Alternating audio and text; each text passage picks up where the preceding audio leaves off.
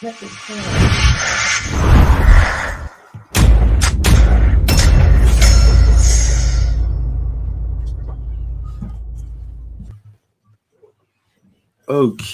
Shabbat Shalom. Shabbat Shalom. We are back.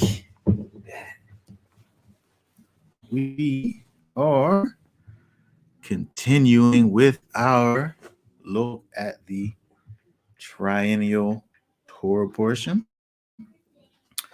We'll be going through, let's see where we are here, looking at 2 chapters today. We'll be looking at Leviticus 12, Leviticus 13, things within it. Inside of it, we have the laws concerning childbirth and the uncleanness that's associated with it, and also the beginning parts of leprosy. Okay, so we again are going to be dealing with when she conceives. When she conceives.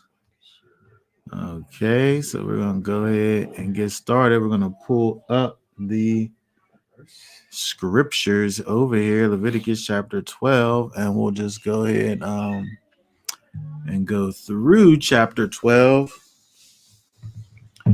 Chapter 12, we'll just read through it, and then we'll go back and discuss. So let me just go ahead and pull up Leviticus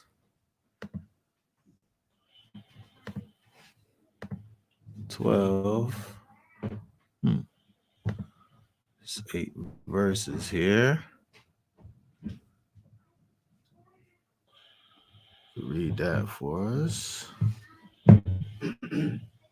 And Yahweh spoke to Moshe, saying, Speak to the children of Israel, saying, When a woman has conceived and has given birth to a male child, then she shall be unclean 7 days, as in the days of her monthly separation she is unclean. And on the 8th day, the flesh of his foreskin is circumcised, and she remains in the blood of her cleansing 33 days. She does not touch whatever is set apart, and she does not come into the set apart place until the days of her cleansing are completed. But if she gives birth to a female child, then she shall be unclean for 2 weeks, as in her monthly celebration, and she remains in the blood of her cleansing for 66 days.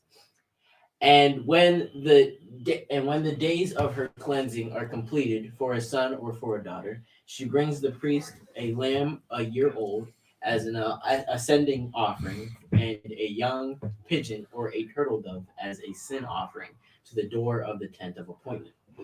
And he shall bring it before Yahweh and make atonement for her, and she shall be cleansed from the flow of her blood.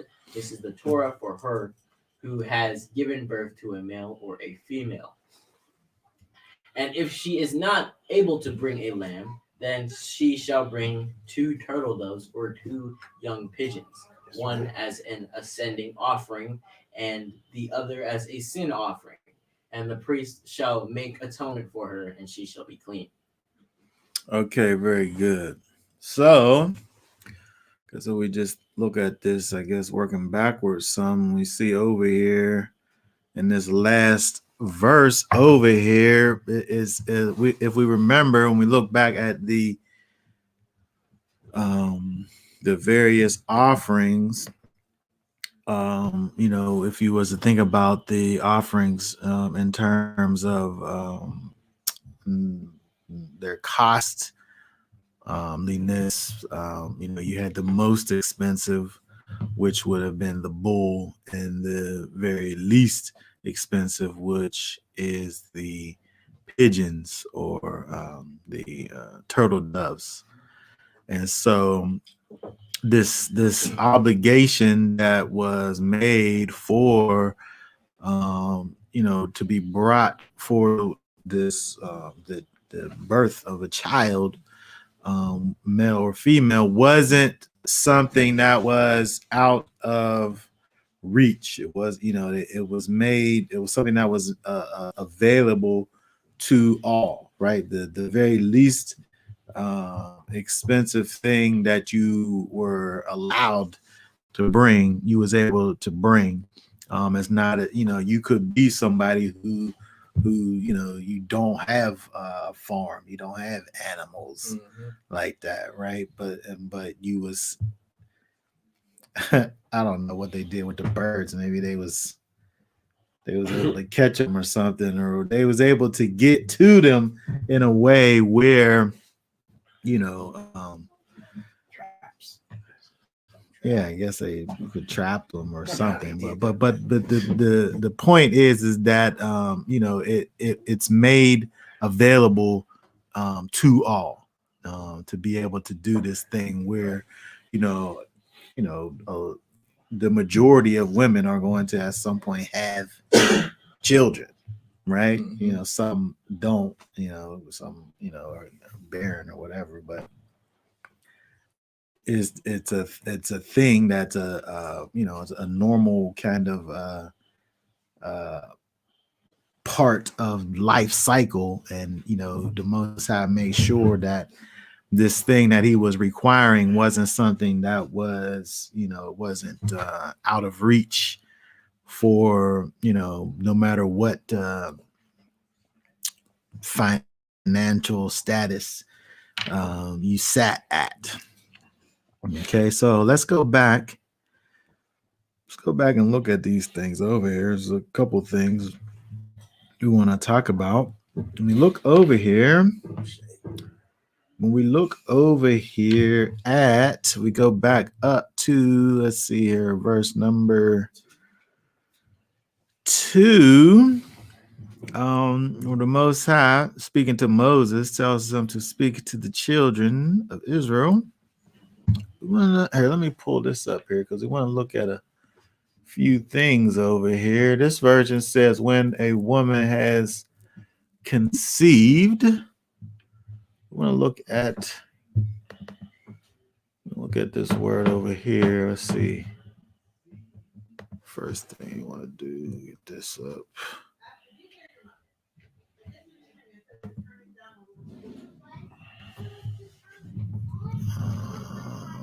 King James says, also says conceive seed, which is interesting. The scriptures version kind of gives you part of what this definition is here.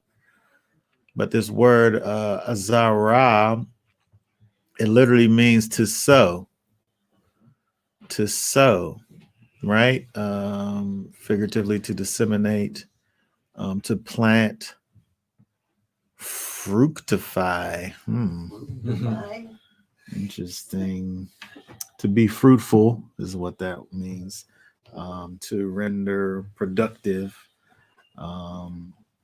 You would fructify the earth. Okay, that's a verb. Fructify. It's like being fruitful. Yeah, they could have just said that, right? But this idea of tzaraat, when a woman conceives a seed, it's a particular seed over here, but it's interesting that this word over here, this word tzaraat, means to sow. And then when you think about a seed, even when, because let's see, when we look down, let's see if we just skip down real quick. If we go over to here, see it's different. Okay, so yes, okay, perfect. So we look over here. This whole thing over here, this idea of conceiving a seed, which is a male child, it's kind of saying the same thing kind of in a different way, right? Because when you the seed, we was to just for a moment get kind of scientifical, right? If the male child holds the future or creates the future seeds that will be planted in the eggs that the are they eggs? I guess they're eggs. Yeah. Do we say eggs? I think that in the planted in the fertile ground.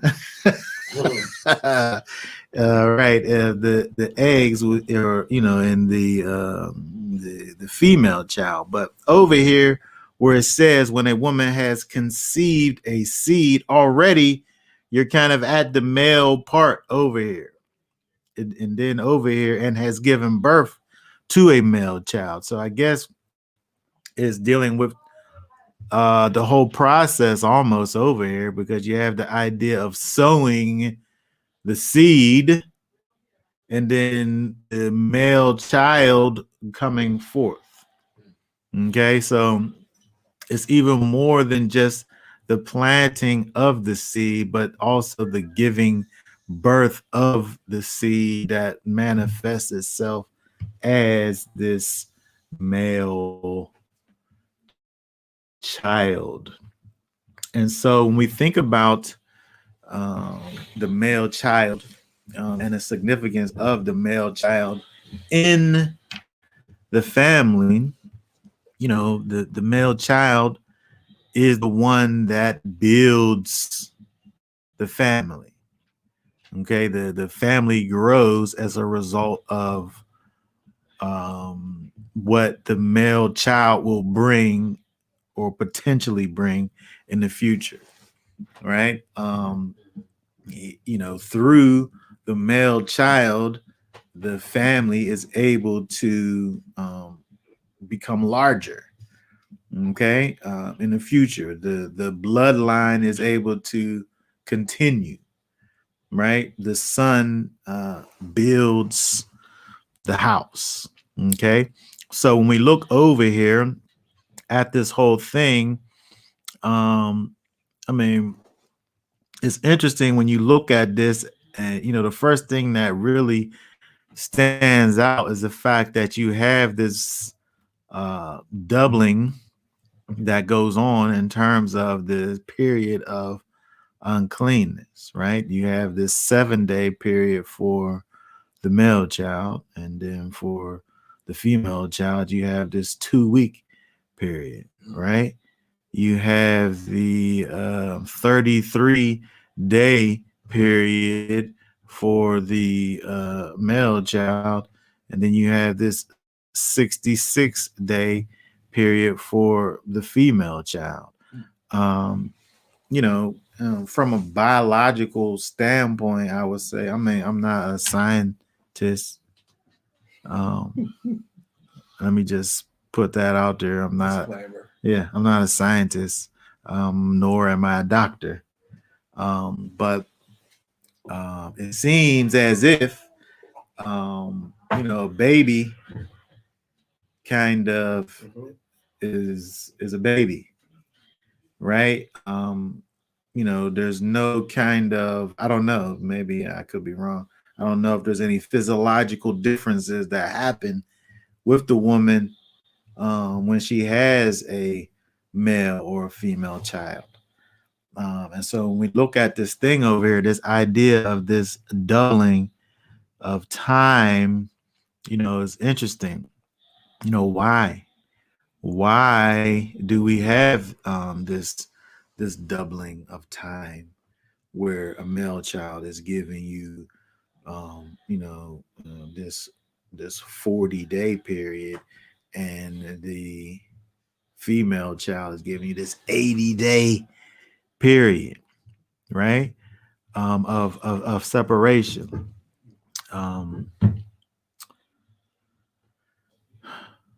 If you have any thoughts, put your thoughts in the comments. But I I kind of like the let's see. Okay, so let's see. Let's see this over here. Hold on one second here. We have some. Let's see. Terts actually had boys and girls. It feels the same. physically, physically feels the same. And outside looking in, it looked like it felt the same. It was, I didn't feel it, but it looked pretty. It looked like it was equally uncomfortable both times. Okay, what do you say? Um, let's see here. Two ways to think: either doubling for girls or shortening for boys. Yes, that she's cheating. She knows what I'm going to say. But I think from a traditional standpoint, instead of thinking about it as doubling for the girls, I tend to think that it is halving for the boys instead of saying doubling is for the girls, as if to say that the girl is like twice as causes twice the amount of uncleanness. I would say that that thing is halved because of this verse number 3 over here. When we think about verse number 3, on the 8th day, the flesh of the foreskin is circumcised. Circumcision. When we think about circumcision, we're dealing with, this is a holy act that is done on to the 8-day-old child, right? When we look, the male child, when he's circumcised, he's receiving the sign of the Abrahamic covenant in his flesh. Okay. When we think about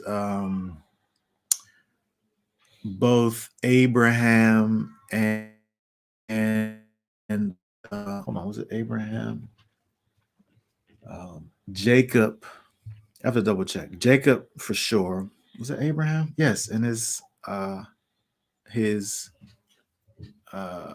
trusted servant Eleazar, where he had him put his hand on his thigh. When we think about the whole hand on the thigh situation, um, thinking about it, it's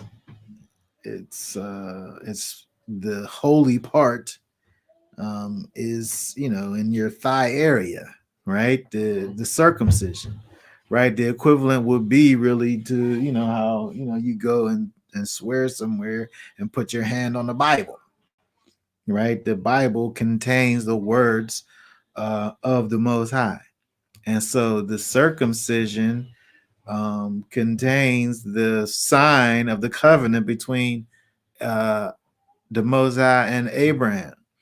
And so, it's the holiest part of the body. Okay. It's the holiest part, right? They said that's where the seed comes from. That adds another layer, right? That adds another layer, but the sanctification of the emitter of seed, I think, is the thing that we think about over here. And so when we have the fact that the sign of the covenant is placed on that male child, it can be thought of as both potentially now, because the scriptures aren't giving us this, potentially now the times really would be the same, but for that time being diminished because we have this holy act that's happening with the circumcision. Um, I guess there's probably people who make the argument. I'm sure there's people that make the argument that sin came through the woman, so she's unclean. She's more unclean than a man, and so that is a potential reason that some might say with this whole idea of the times being doubled. I mean, I I I don't know that. I'm sure people made that argument. I wouldn't. They made that. I wouldn't. You never run into all the opposition on that. Yeah, yeah. But I love it. But I think when we look over here, we're able to see an example of this. We think about the spiritual application of this verse 3. I'm saying in terms of the circumcision, because circumcision, if we look at this, let's see here, to be circumcised, this word is mul, which literally means to cut short. To cut short, right? To cut that foreskin short. A covenant. A covenant is a cutting, right? A covenant involves blood spilling, right? I witnessed both Hizki and not Moshe, but Joseph's circumcision. Moshe, they took off in the back room. It wasn't. They did this at the hospital, and it was kind of like they took him back and brought him back, and he was circumcised. I witnessed his keys, and I witnessed Joseph's cutting, and it was Joseph's. I don't know for a fact that he passed out 2 times, but I felt like he did. I felt like Joseph, he was crying almost uncontrollably, and then just take it no more. And then he came back. I'm sure this is the story that's gonna last forever. Joseph passed out 2 times during his cutting. But when we think about this idea of the circumcision, this sign of the covenant is something that is done to you. I think that's an important thing, part to understand. Even though we can look at scriptures, like let's see here, let's pull up a few verses here. Deuteronomy 10 and 16.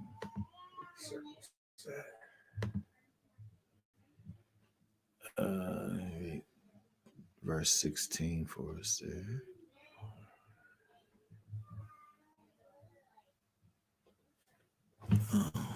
You gonna read that? And you shall circumcise the foreskin of your heart and harden your neck no more. Okay, so over here we see where it says, "You shall circumcise the foreskin of your heart and harden not your neck no more." This is interesting, right? Because Moshe here is requiring these people to circumcise themselves, right? But when we think about this, I think that we have to, I would say, somebody else might have another opinion. I would say that when we look at this, the whole thing is hyperbole, because they're not literally going to do any cutting on their heart, right? You're not literally cutting your heart. You know, if you were to do that, you would be killing yourself, right? He's really wants for these people to act right, right? When we look forward in the scripture where the Most High talks about the circumcision, the true circumcision of the heart, as I like to say, the spiritual heart transplant. That's something that he does. And so the point of this verse over here, although it says you shall circumcise the foreskin of your heart, someone please tell me how you do that. How you do it? How you circumcise your heart? How are you able to cut away the parts of your heart that cause your heart to be stony? Yeah, I say link that with unleavened bread, getting rid of unleavened. You know, we already know that the heart is the most wickedness of all. Well, I mean, we could think about the idea of removing the leaven from your life, right? Yeah. But even still, those are external things. The leaven, right? If we remove these things that cause us these additives, these preservatives, that's one thing, because those are external things, right? We go and we deal with these things that cause us to fall or stumble in our lives that we know of. You know, we could think about that in terms of the leaven. But when we talk about the idea of circumcising yourself from a general standpoint, who circumcised themselves besides Abraham? Right? Did Abraham circumcise? I think he circumcised himself. Oh, you're talking about circumcision? Yeah. I thought about the heart. I was about to say that dad. No. I was saying literally, right? From a literal standpoint, circumcision, besides Abraham, was something that was done to you. And that had to be painful, man.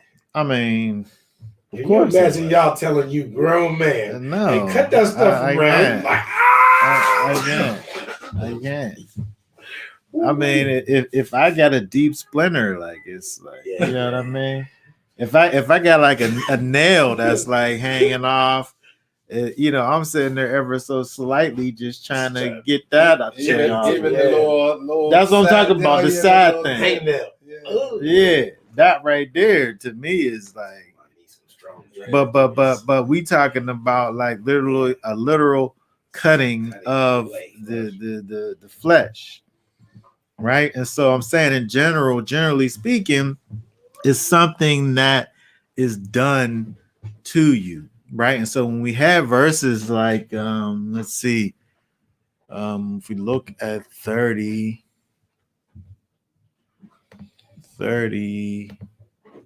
and 6, here read that right there. Yahweh your Elohim shall circumcise your heart and the heart of your seed, to love Yahweh your Elohim with all your heart and with all your being, so that you might live. Okay, now we talking about over here. It says Elohim shall circumcise your heart, right? Over there in chapter 10, I believe the idea is Moses telling the people, you guys need to act right. Right? That's the point. Act right. Stop going out here with this stiff-neckedness. Right? But the Most High over here, Moshe saying what the Most High is going to do is dealing with the actual something that the Most High is going to do. And we know going down the line that we think about what the new covenant is this is what it is. It's the fact that he told us what to do, but we weren't able to fulfill the requirement because of our wicked hearts that needed to be circumcised. Right. And so the only way that we're able to get to a place where we're able to be pleasing and acceptable in the sight of the Most High is for him to do a work in us. For us to sit up there and try to do a work on ourselves is futile. Couldn't do it. Right? Destruction is imminent, right? It's the any attempts of us trying to circumcise our own heart, when you think about it in that way, like, how can you do it? How are you able to do it? You know, it's painful. You know, I can imagine it's painful to fleshly circumcise, you know, what you're supposed to. Yeah. But also, to me, I can't speak for everybody else. The circumcision of my heart occurred in my darkest moments, and it was painful. You understand?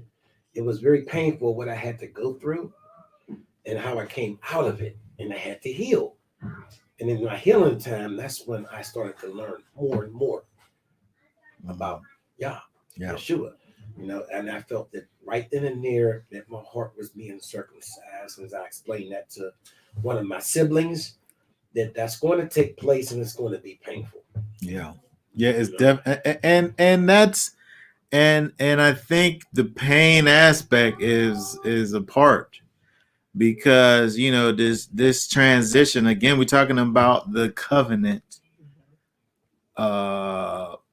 between the Most High and his people, and in terms of how we do it, in terms of us putting it on our children, you know, they're not able to tell us that is painful. Well, Joseph was able to tell me that he passed out 2 times.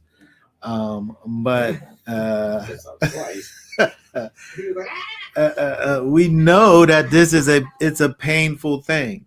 And so when we think about this now from a spiritual perspective, you know, we know that the one is pictured by the other.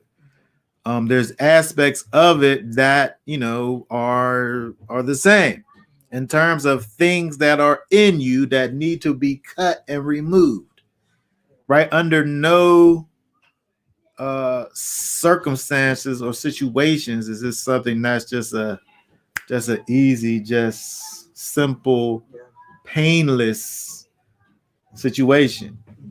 Even if we think about the pain as being this thing that you love, that you know you got to be done with, right?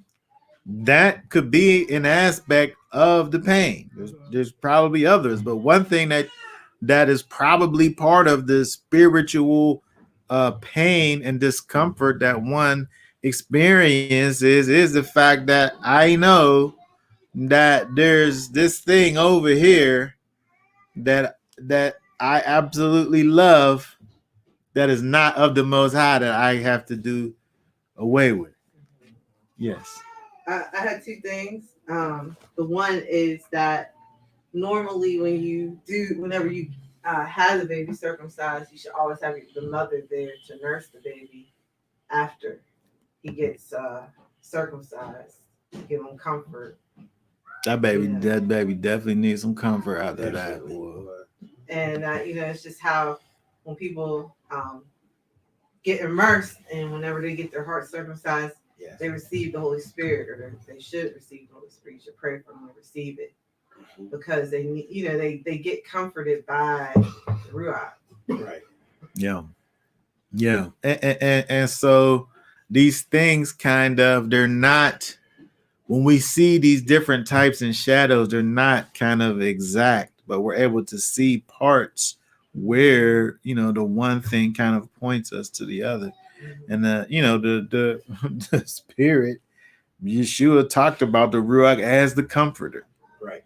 Right. Why do you need to be comforted if your whole situation is comfortable? Right. Our situations aren't comfortable. They're discomfortable, uncomfortable, where we need comforted. Right. And this is what the Ruach does for us. And so again, we think about this idea of circumcision circumcision, just like in the flesh, in the spirit, the circumcision is something that is done to you, right? The Most High, like we read in Deuteronomy chapter 30, the Most High is going to do that operation in your heart, right? The Most High is going to do that operation in your heart and circumcise your heart. And he says he'll take away that heart of flesh, that heart of stone, and replace it with a heart of flesh, this pliable thing. Go ahead. So I got a story of circumcision that wasn't painful. So, the Pharisees, they, thought they knew everything. It was, the oracles of Yah was committed to them, and they had kind of like a stony heart towards Yeshua, right? And what he was teaching them, and him, partaking with those who were in need of the physician, right?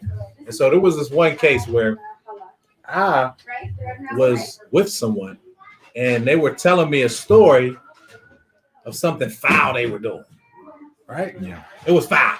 Yeah, and I was sitting there listening to them tell me this, and I was looking at them with disgust in my eyes from this, like this judgmental place, right? Yeah. This foul, like, I'm in full condemnation mode in my mind.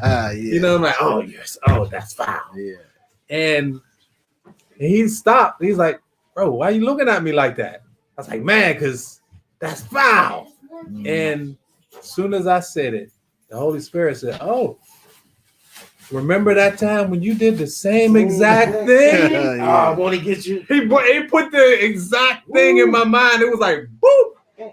And I was like, oh, man. And so at that moment, my heart was stony towards, this man who, needed to be set, of course, on the right path. But I was in a judgmental place. Yeah. You know what I mean?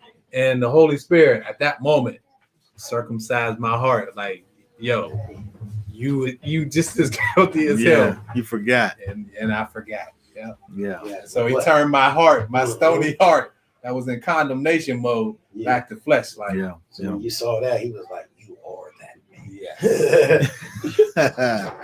man. And these moments are, they're not something that we all don't kind of go through from time to time, where we really have to get to a place of not living in our past, moving far from those ways, but we still have to be in a place where we're able to kind of remember, for the sake of being able to be understanding to those who are there, because you was there too, the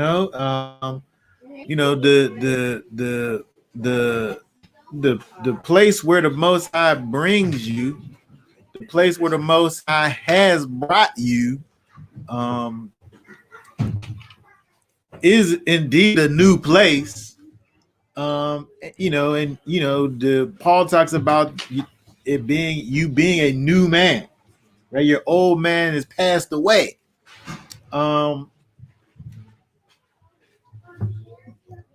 there's a memory of that man. Don't forget where you come from. There's a memory of the man. And I think the memory is necessary just for the simple fact that we don't think that we can remember that humility, humbleness, comes when we're able to remember, like, I may indeed be in a place right now that's not where you're at, but it don't make me better. It just it's just a time thing. Yeah, just further along. It just happened before. That's all. I'm not better because I've been doing it longer. It just happened that way. Yeah, you got experience. I was there where you're at. I did those things. And we can't forget. Sometimes we do forget about the things that we most. I got to bring you. Hold on, wait a second now. That's where I got you from. Remember that? You know, the funniest thing is, it's like I would hear O'Dade a lot, right? But when I'm being corrected, I hear Andre. That is wow. You know, Andre, your peers or your mirror. And I'm like, oh, dang. That used to be me. And you know, they say your peers in your mirror. So when you see yourself with somebody, you tend to not like it or not like them without realizing that was you. And when that happened, man, I had to start telling people, I understand. Like you said, I was there. Yeah. I was just like that at one time. Yeah. Yeah. And so, you know, from that mind frame, you know, it's not about better or anything like that, right? It's just a time thing. You know what I mean? I was just like you. That's that. What your present reality is my past, and when you think of your past is who you are actually. Yeah. It makes you be who you are. Your past, you know, good, bad, or indifferent. but whatever that is, right? When we think about this idea of circumcision, it's you know, it is indeed a painful thing, right? It's a transitional thing. It's you know, from a spiritual perspective, it's a process. You know, the Most High, you know,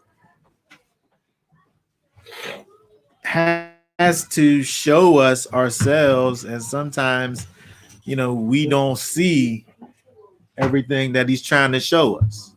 He might really take away that stony heart all the way and really replace the whole thing with the heart of flesh just right away.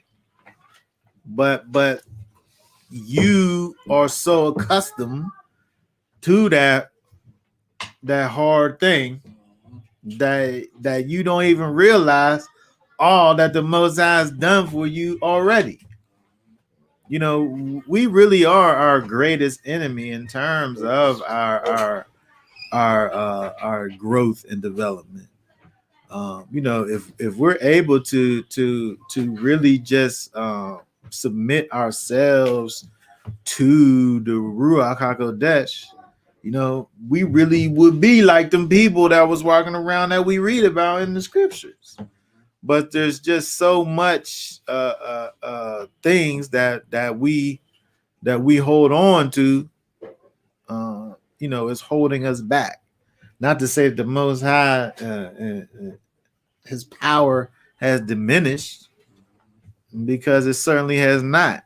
Right.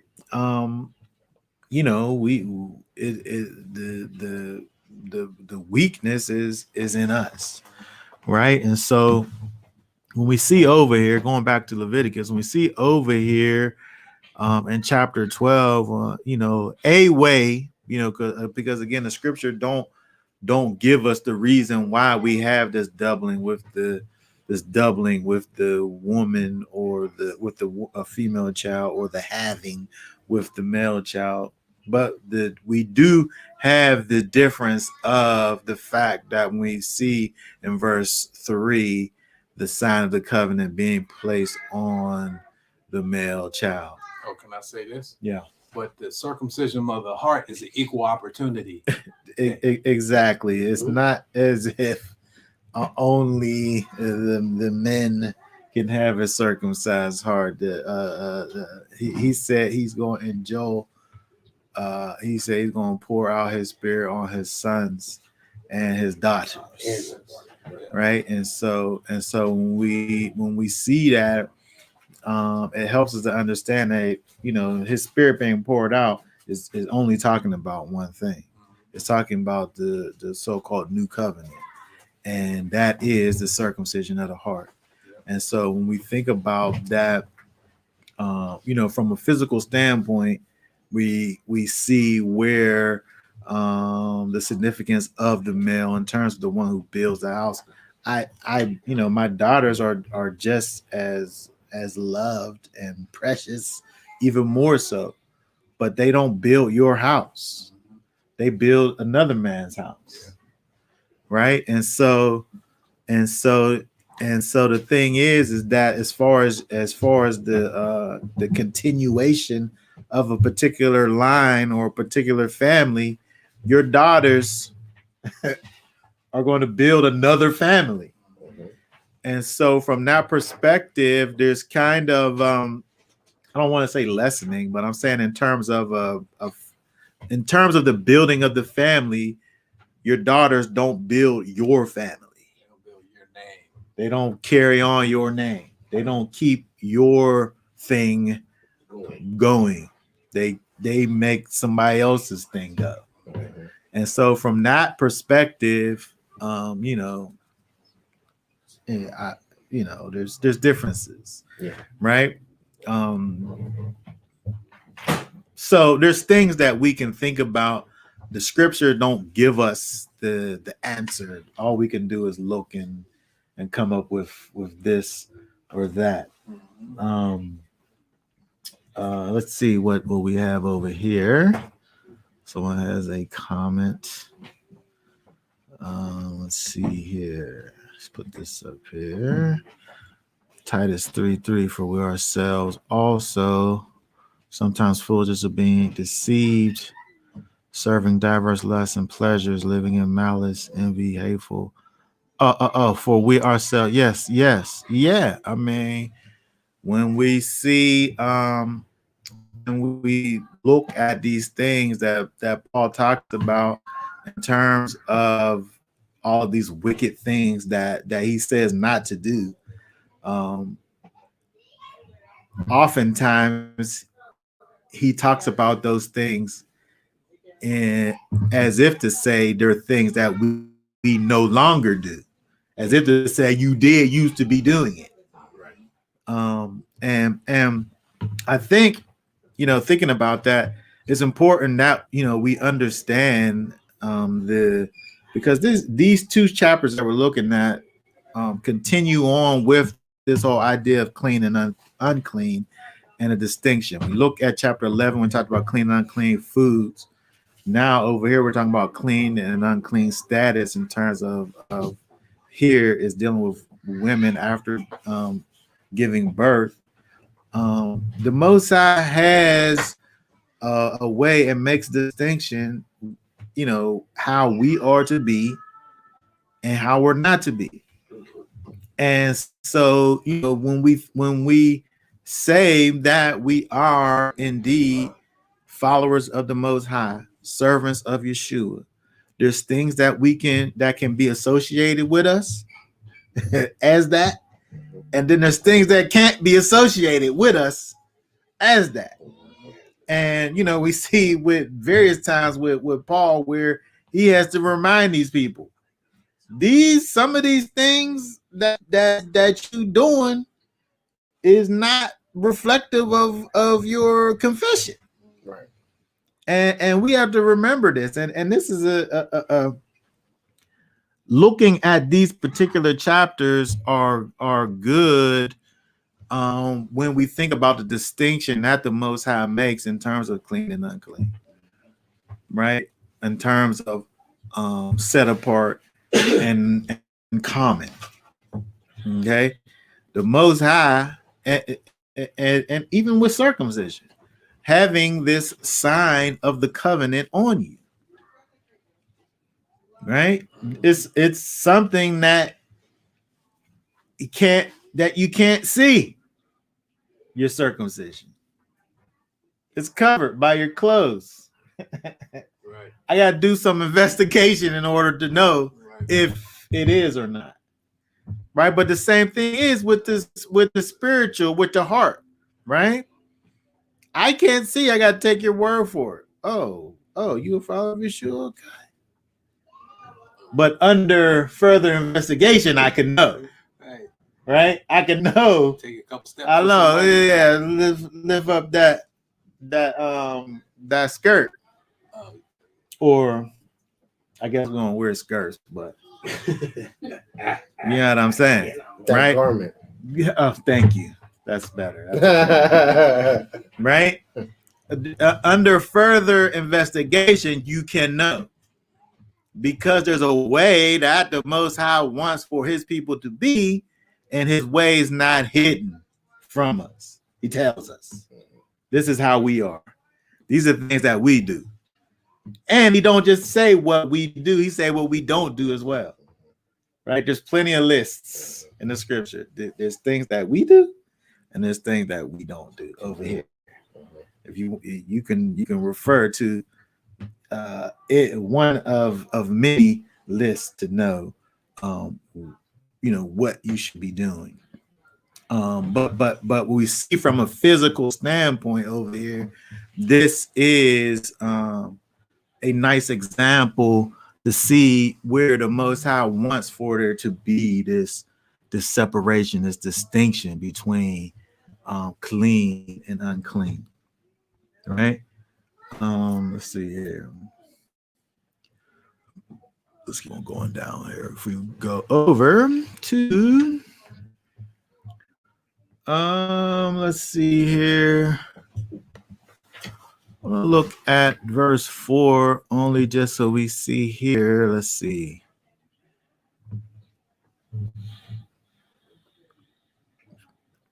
She remains in the blood of her cleansing, or the blood of her purifying, as it says over here.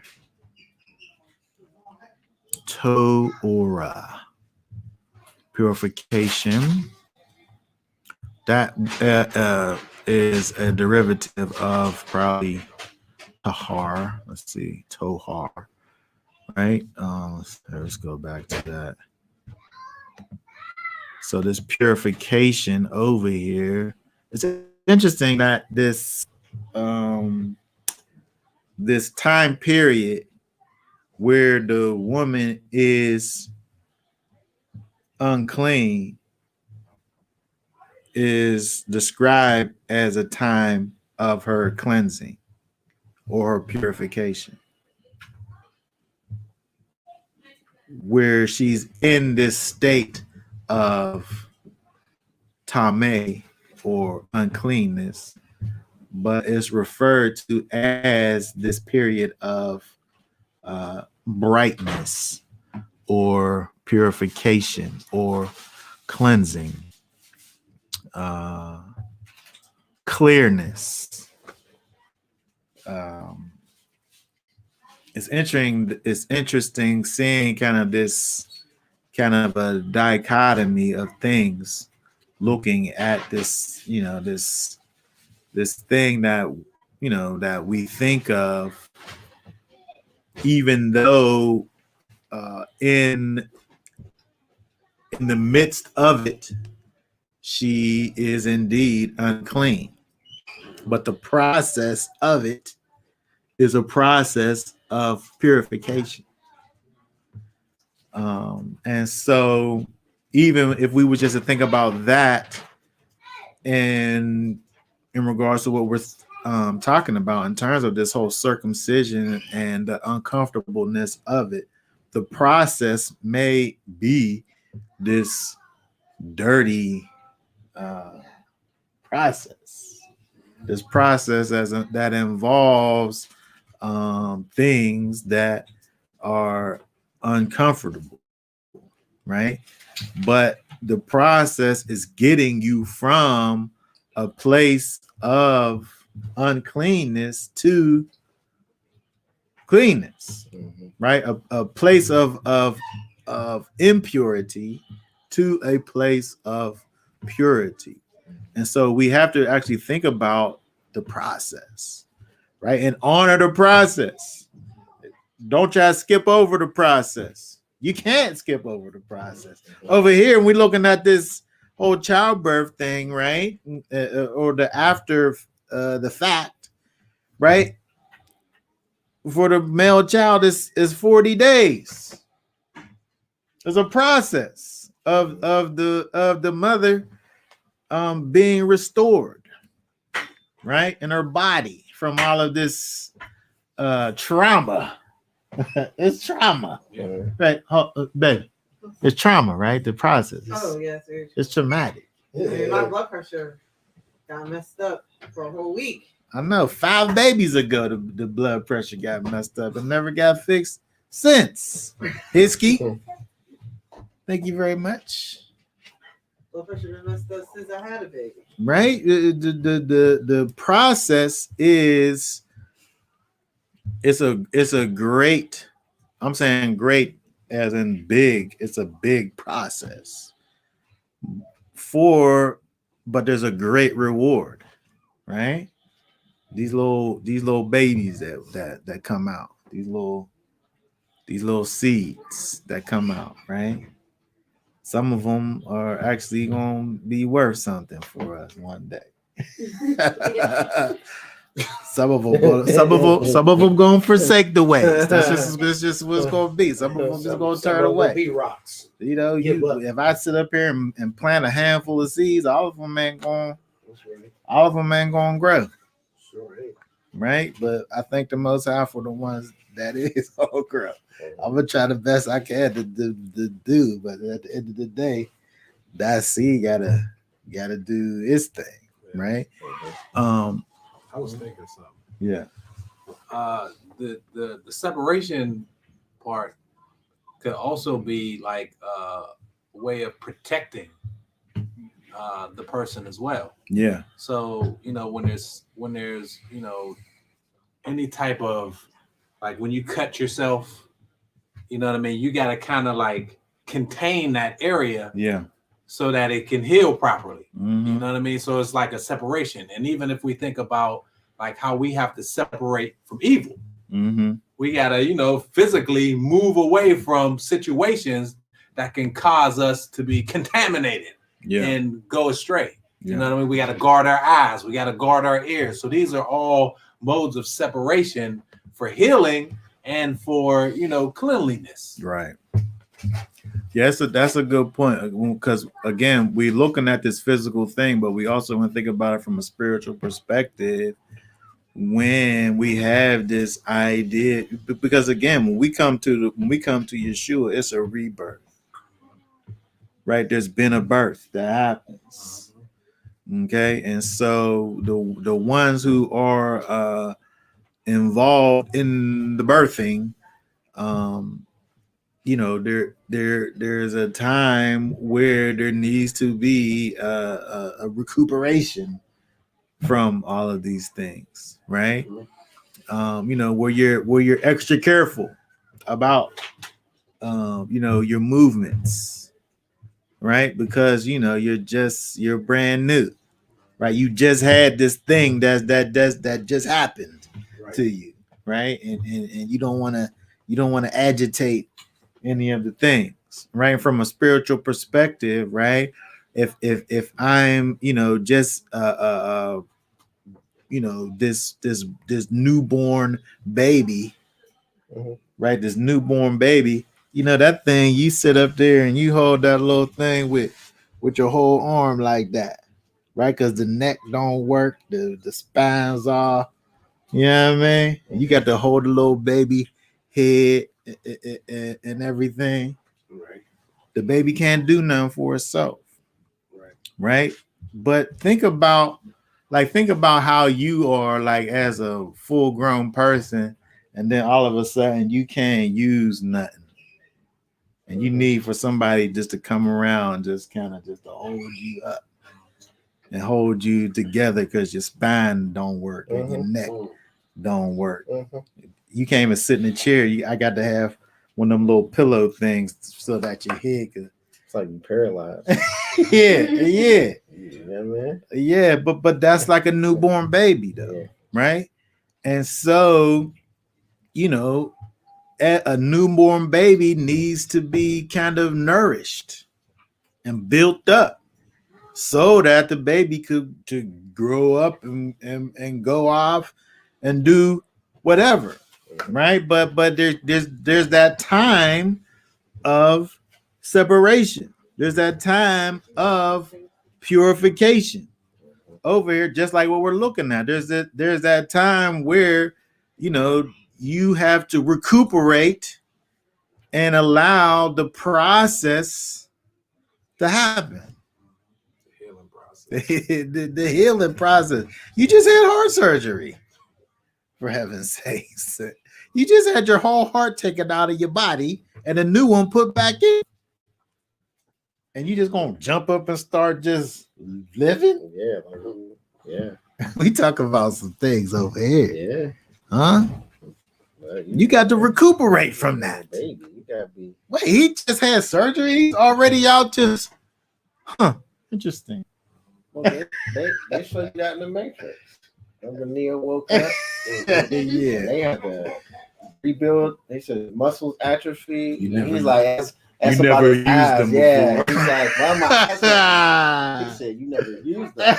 That was this was the real you. This was the real right start, you know? Yeah. Exactly. And so when we look at this, But not to cut you off. go ahead. If them people wasn't there to help him, he couldn't have got to his right state. No, and that's I think that is something that people miss. That the Most High set up. He's the one that set it up like this. Mhm. He's the one that made Israel a nation, right? He's the one that made Israel be a nation.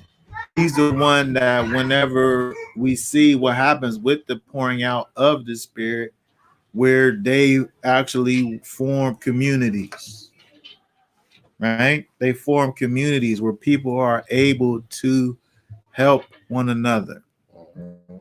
The ball got rolling with the 12 disciples, and then they went out and made disciples. And then they went out and made disciples. And then they went out and made disciples. The record ain't skipping. Mhm. That's what happened, right? It's a process that don't stop, that keeps on going, that involves us having love for one another, and that love looking like you helping in the process that we looking at over here in terms of the recuperation process of this. Over here is the mother that we talking about, but over, when we think about it from a spiritual standpoint, you're really both parts, because there's a seed that's placed in you, right? And then there's also kind of a rebirth of you, from a spiritual standpoint. So it's almost as if you're the mother and the child in regards to the spirit, the spiritual significance of it. And also, you think about how it's a cleansing. Like, say, how when you start the process, say you dirty. Yeah. Which Dirty. So when you start, you're dirty. You're dirty, right? And so you got dirt all over yourself, Mhm. and you hop in the shower. It take a lot of work to get clean when you accumulate so much dirt. Yeah. But during that whole process, you dirty until that you turn the water off and you actually get all the dirt off. Yeah. So Sometimes. it take effort, and it's a certain amount of time that. Yeah. But then when you're done, like I say, cleansing or completed, Yeah. you good. Yeah. I mean, just from a physical standpoint, somebody with a lot of hair, right? Sometimes one shampoo don't do it. You gotta shampoo it and then shampoo it again, right? The bottle tell you to go ahead and wash, lather, rinse, repeat, because that dirt be in there, like it be in there. And me, somebody who with my beard, I got it here. Let me let y'all see over here. Me with this big old thing, sometimes, and I got a moisturizer, or else my skin will dry out underneath. And so to get all the oil out, sometimes it might take 2 washes to get the oil out. Right? You could wash it one time and get out, and it still got that in there. And so when you think about it from a spiritual perspective, in terms of this idea of being washed, as a process, right? We can't forsake the idea of the process as to where it is going to take some some time. Time and effort. Yes. Well, we want to say time, but we want to accentuate the effort part, because that's another thing that people don't want to put the effort in. You got to put the time in, but ain't nothing happening just by osmosis. Ain't nothing happening just by you being around righteous people. It ain't gonna just rub off here. Come here, let me just rub on your shoulder a little bit. Rub some of this off with you. Right? It don't work like that. It got to be some effort involved, right? You're on a journey, right? You're on a path through the wilderness, okay? And you got to get over there. You can see where it's at, but if all you're gonna do is look over at it, you ain't never gonna get there. You got to put one foot in front of the other. It's a long journey, but the Most High got them through the wilderness, and their shoes didn't never get no holes in them. He'll get you through the wilderness, but it's gonna take 40 years to get over there. Yeah. But you're gonna get there, but He gonna sustain you as you go. But it's a process, right? And it's a process of cleansing, right? It's a process of purification. And we have to remember that. Okay.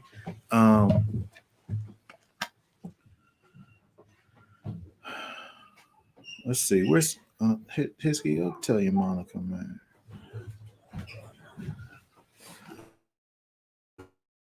Okay, so when we look at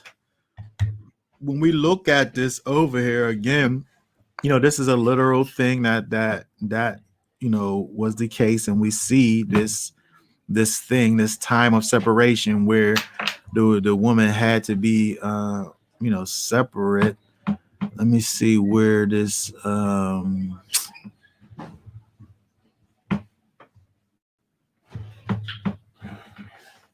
I think the water's done. did you turn it off? I'm not able to look at it, but I wanted to hold on. What was you trying to ask me about this whole thing about the touching thing? Oh, I was just saying, I think it's further down. It's only 8 verses. Oh, no. I guess it's not in this chapter. This is just talking about the offering for it. Oh, you talking about the whole Nida thing? Yeah, this is just the offering, right? Yeah, this is just the babies being born, not Nida in general. Because you had a different question. Yeah, I was different. All right, fine. Okay, so that being said, let's go over here to 13. You might have any thoughts or questions or comments about the whole separation of childbirth before we go to 13. I will say this real quick. Go ahead. I may be wrong, but I must let people know that this is my speculation and my view of it. But remember the scripture that says the two shall become one flesh.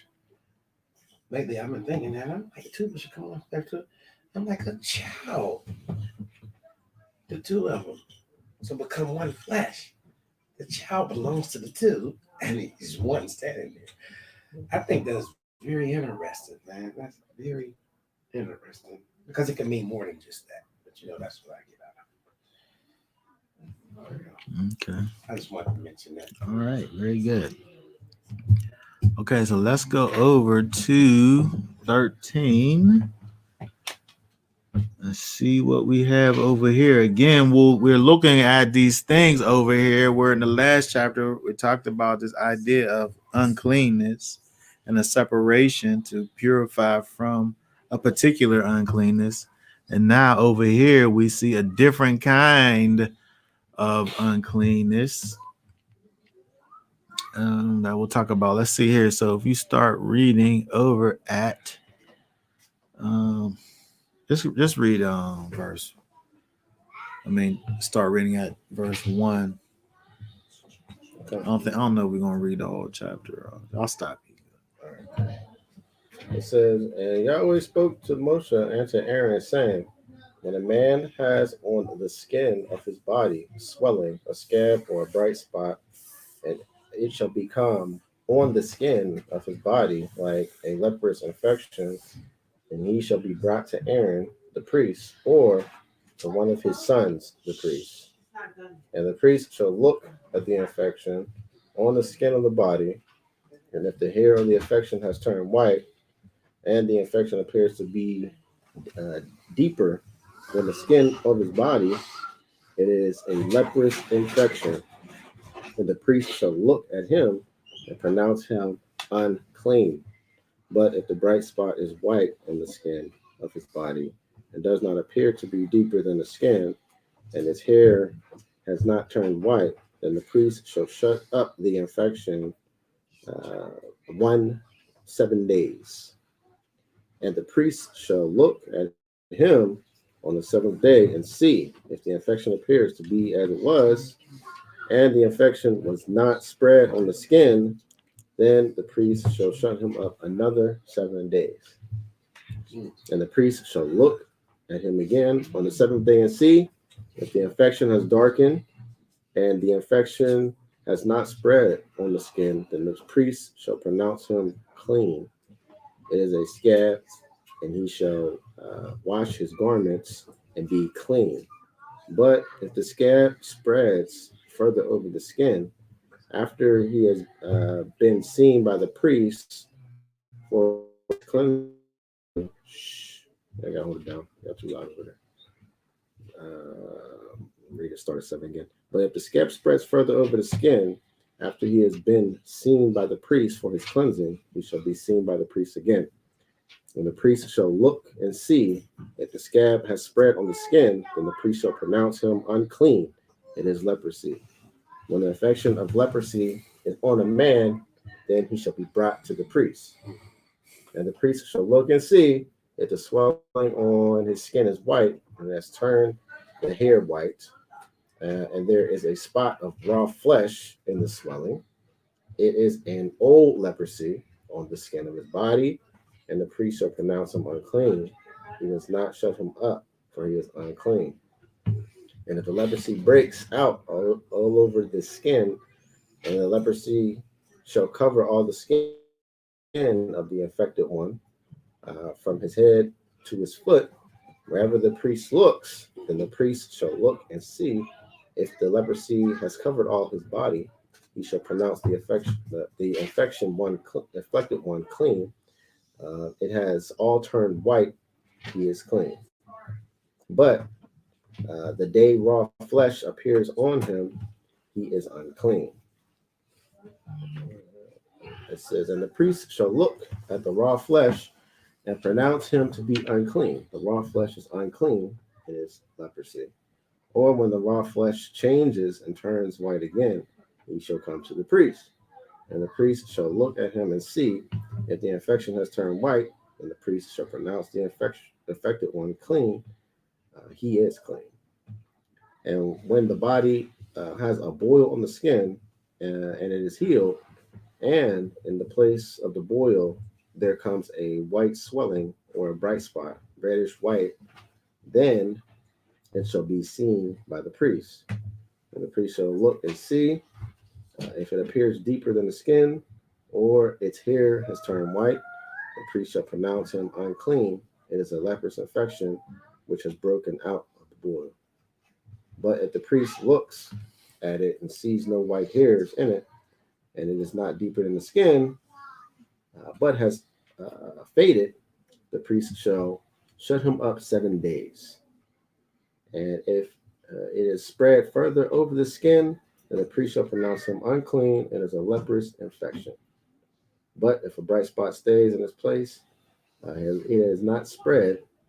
It is a scar. It is the scar of the boil, and the priest shall pronounce him clean. Let's stop right there.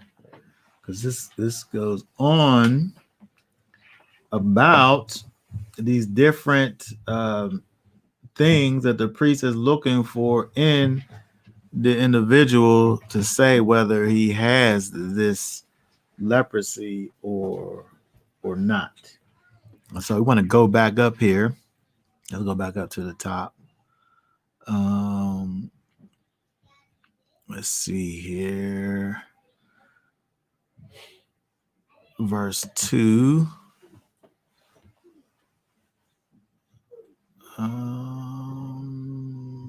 Leprosy. Tzaraat or leprosy. Tzaraat is a word that is translated as leprosy. And so let's see here. If we look, the root tzara is to scourge, that is intransitively or figuratively to be stricken with leprosy, leprous. And so this word is describing this thing that happens to you, this thing that is that a person, an individual has been stricken with. Right. It gives you these various symptoms that the priest is looking for to know whether or not you have this tzaraat or not. And so when we look over here, we see one thing that I always think about is the fact that there's nothing that the priest does in order to heal the individual. He don't give him no oil. He don't tell him to go wash. He don't tell him to do anything. He just tells him to go be separated over there. Yeah. And come back, and I'll look at you and see if it went away or not. And if it didn't, you go away for another period. All the priest ever does is look at the individual to see if he changed or not. He don't never do nothing. Like when we think about like the like say for instance the red heifer water, the water that you use to cleanse when you touch a dead body, right? There's a process that you do in order for the cleansing, right? But over here with this leprosy thing, there's no process. I mean, there's a process, but there's nothing that the priest does in order to cleanse the person. It's just separation, which I always think is interesting. When we look at the examples of those, even when we look at this here, it calls this let's see, and it be in the skin of his flesh the plague of leprosy. Leprosy is called a plague, interestingly enough, in the King James. When we think about plagues, you think about something that the Most High is doing, judgment on you, right? What's this word here? Let's see. Negah, to blow, figuratively infliction, or to be inflicted by something. Plague, sore, stricken, stripe, stroke, wound. A blow that you've received, right? Like you received a blow. How many people done received some blows up in here before? Yeah. that thing leave a mark on you too. Like if it's a significant blow, right? That's something like now we're talking about something else that's been done to you. Right before we talking about circumcision, where it's something that's good that's done to you. Well, I'm saying it's good because of the aspect of separation. The process. Well, it's good. It's just not a comfortable thing, right? But over here, this thing over here translated as this. Let's see how they do this thing here.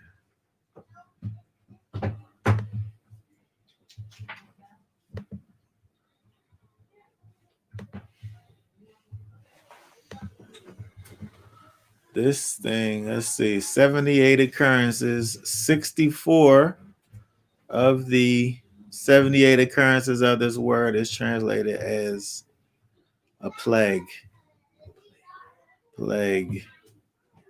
Sore, stroke, stripes, plague, stricken, wound.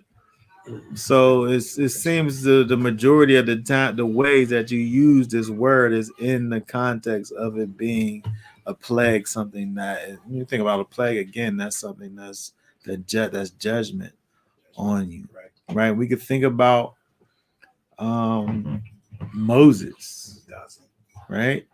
Moses, whenever he the Most High is trying to tell him what he's being called to do, and Moses have been arguing with the Most High, talking about I'm not able to do it, right? And so when he tells him to stick his hand in his thing, and he pulls out and he got leprosy on him, right? It's a sign that the Most High has this power, but it's the sign of the plague of leprosy, right?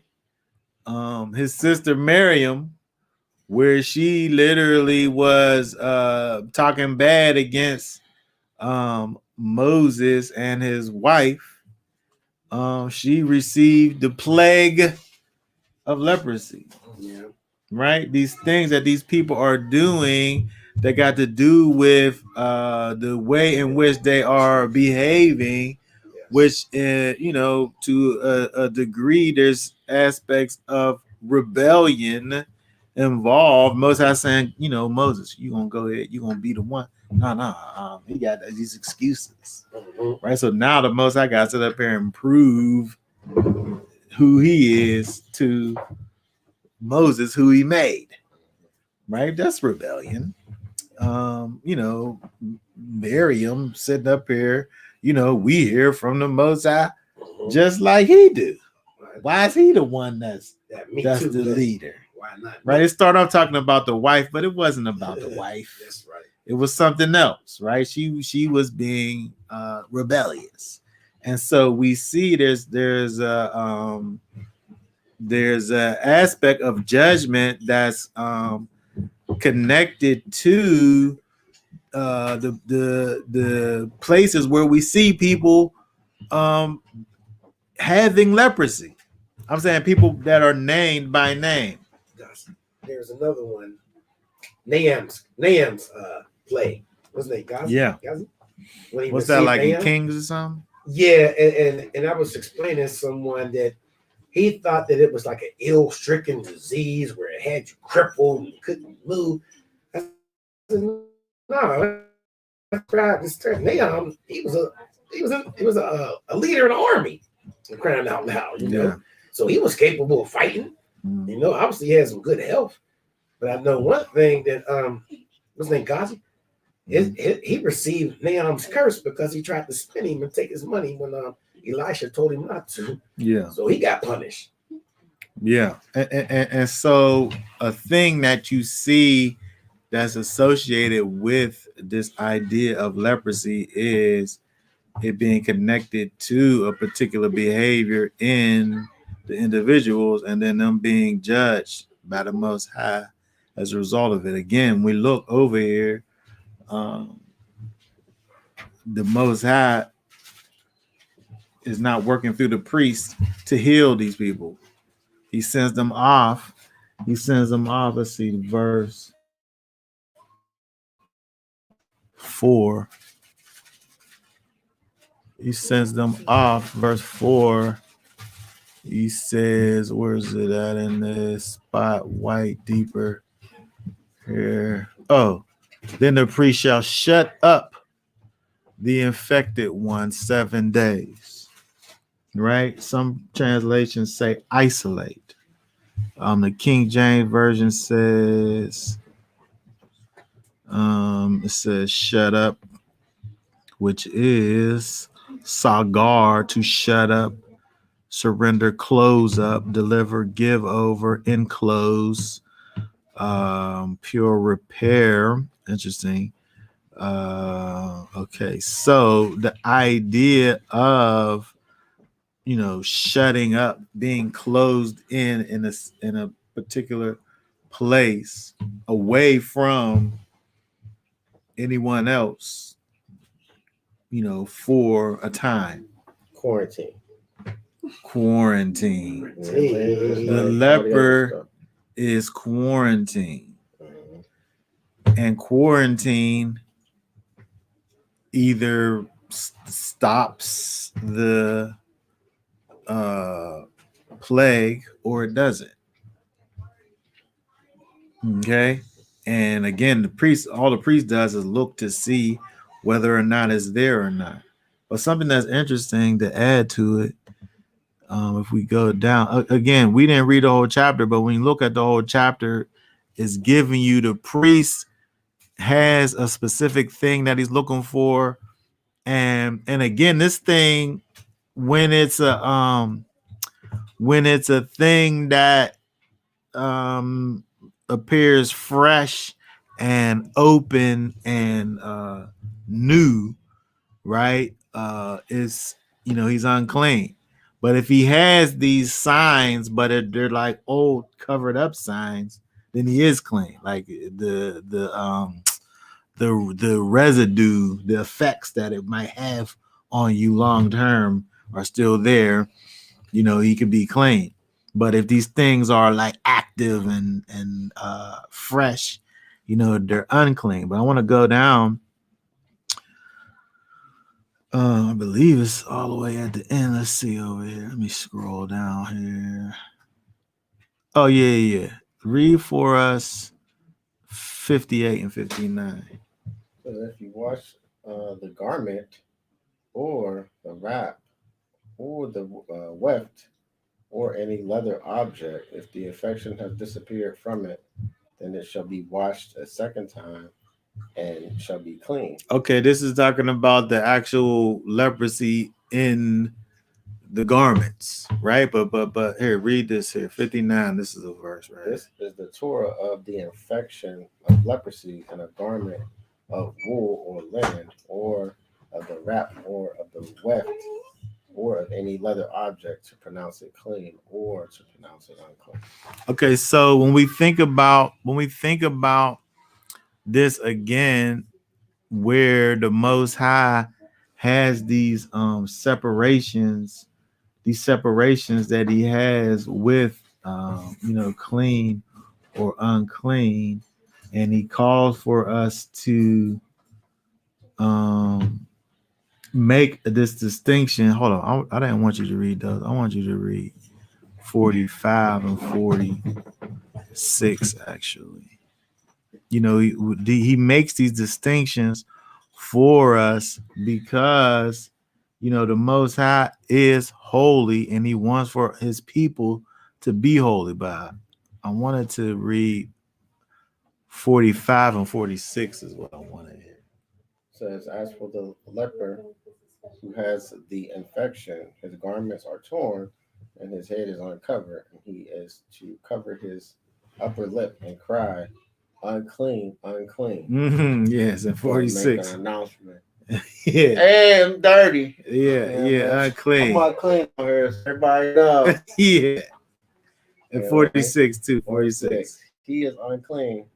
All the days he has the infection, he is unclean. He is unclean and he draws alone, He dwells. or dwells alone, and his dwelling place is outside the camp. Yeah. Yeah. And so we think about the idea of shutting up the infected one 47 days. He goes, he has to be in quarantine. But this is interesting that he's not even able to hide this thing. Uncleanness. Yeah. He can't hide his uncleanness. He got to let people know that he is unclean, right? And he has to pronounce it. It's one thing to say, well, if somebody asks you, you go ahead and tell them that you're unclean, right? But he's saying, no, you go and pronounce this thing unclean. What's deep to me right now is that this is in the Bible. People naturally do that. Yeah. And this right here. Yeah. That's kind of crazy right now. Like, Yeah. So in the Bible, like, hand megaphone you have to thing. actually use that. You know, it's just that's crazy right now. Yeah. But so that helps for us to understand even more so the proclamation that's being made. Right. You're proclaiming this thing. That's how hey yo. Yeah. That's how you was, but it ain't that. It's unclean. Tommy. Yep. Right? And so thinking about that, and then comparing that back to what we was saying in terms of these people, these examples that we see with the people who actually became leprous that we know of. There's other people that became leprous, but the ones that are named by name, you know, there is a type of rebellion that's connected to it, and the rebellion got to do with the speech, right? And so over here, there's a limit on your speech when you have this thing to the only thing that you're able to talk about is your status. Right? Your status is the only thing that you're able to talk about. You're not able to talk about nobody else's status when you got leprosy. And on your way to your isolation, on your way to your quarantine, on your way outside the camp, you're not sitting up here saying, well, this person, well, he said this to me though. But he sat up there and did all this stuff to me though.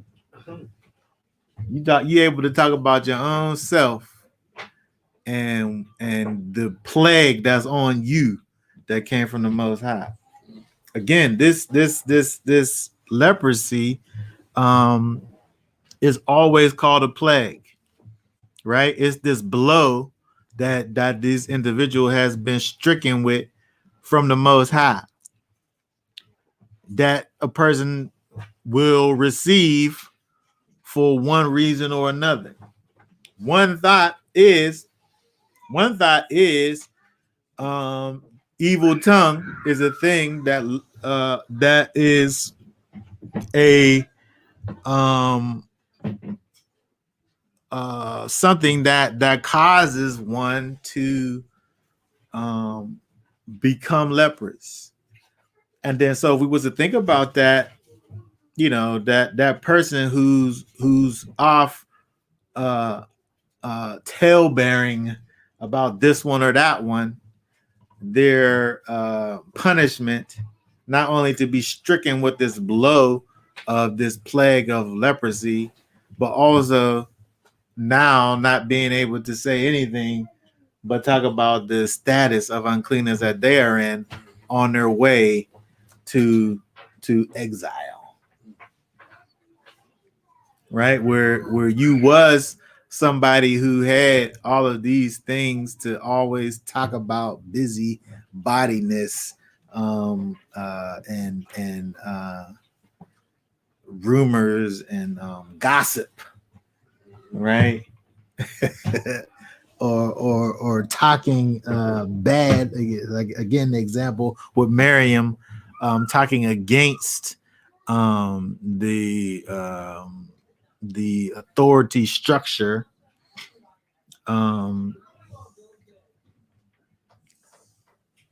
The punishment not only is this thing that is in the person's flesh, but also isolation, and also on your way out, the only thing that you're able to talk about is your uncleanness.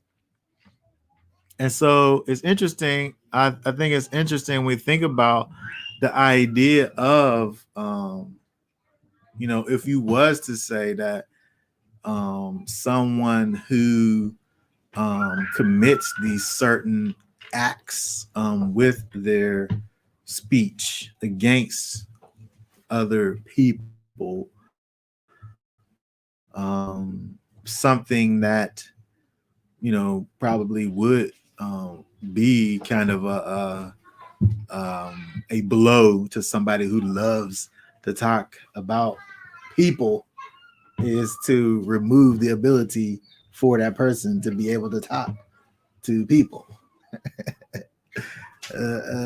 Not that my wife loves to gossip, but she has a lot of words that it seems like she must say in a day. And so when we're apart and we come back together, I have to catch up on all of the words that I missed. I am a person who I don't have the need to have many words throughout the day. So isolation for me, I kind of like it. It's not a thing. Isolation. I could get to be over there by myself. Great. Right. But this again is something that, they had to go outside of the camp. They had to go away from all of their people. This was a punishment for, whatever it is that they were doing. And if this punishment worked for them, the thing will go away. Right. But if it didn't work, it didn't go away. They just had to keep on. It just was a process until they was able to come back, and the priest didn't find no more leprosy. And so it's interesting when we think about this from a spiritual perspective, where the priest being the one who he knows what he's looking for. He knows what's supposed to be present.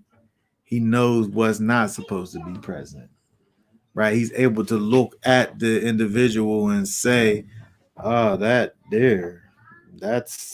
no good. You're gonna have to do something about that."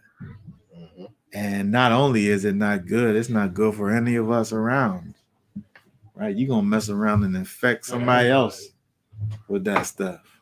Take that stuff over there, and that stuff got to get cleansed out of you. But the only cleansing that you have is the kind of stripping of the thing that caused you to have the plague in the first place.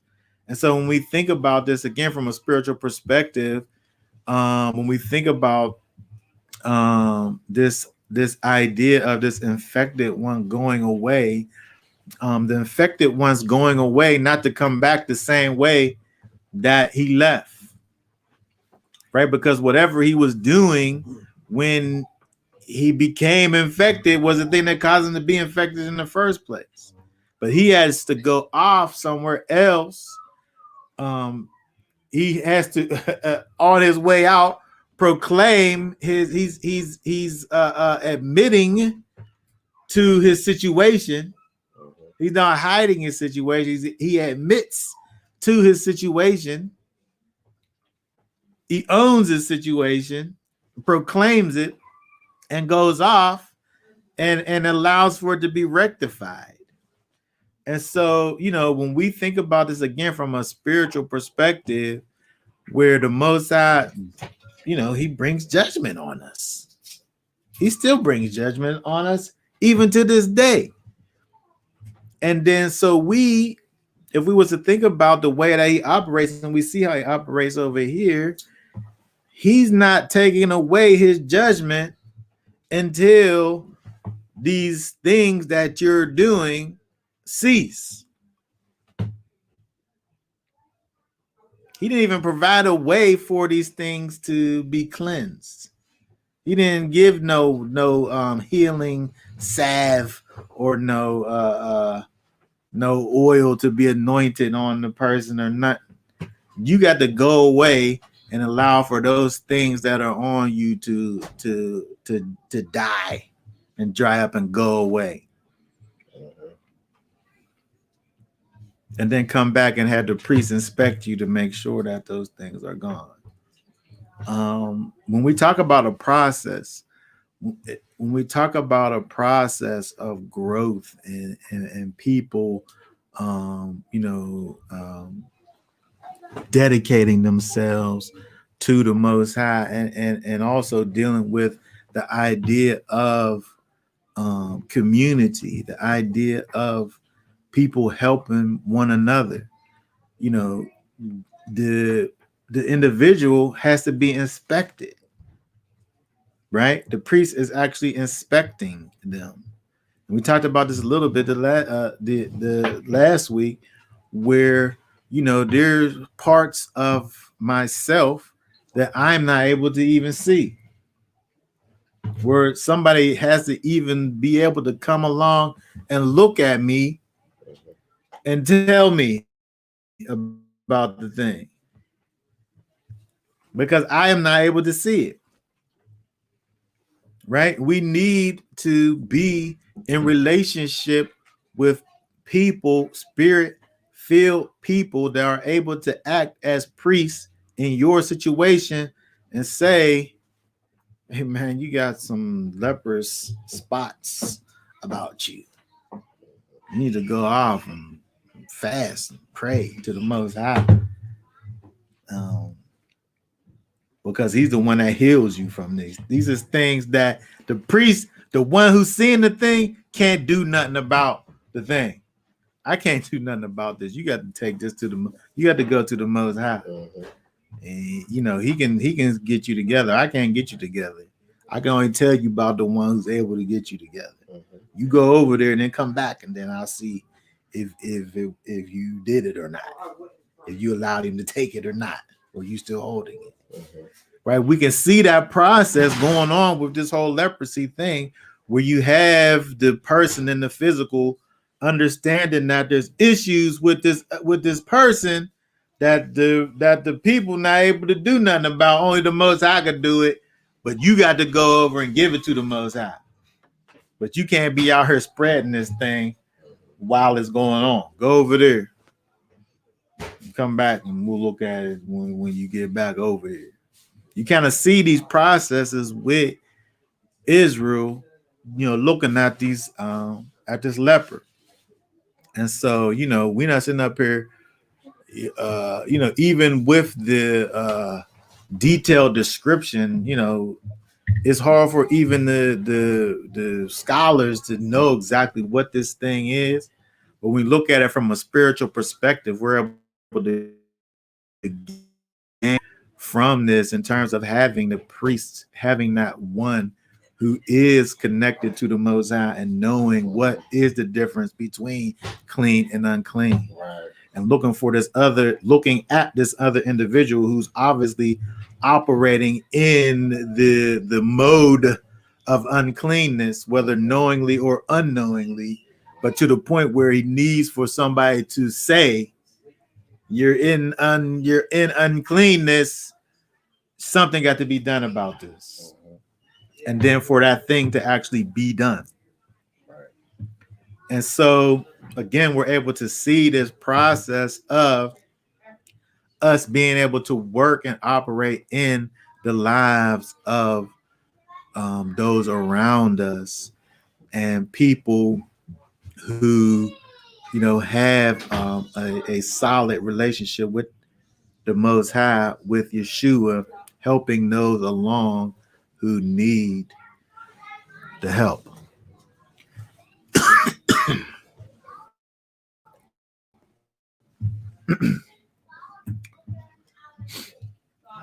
Okay, I want to go over to Matthew.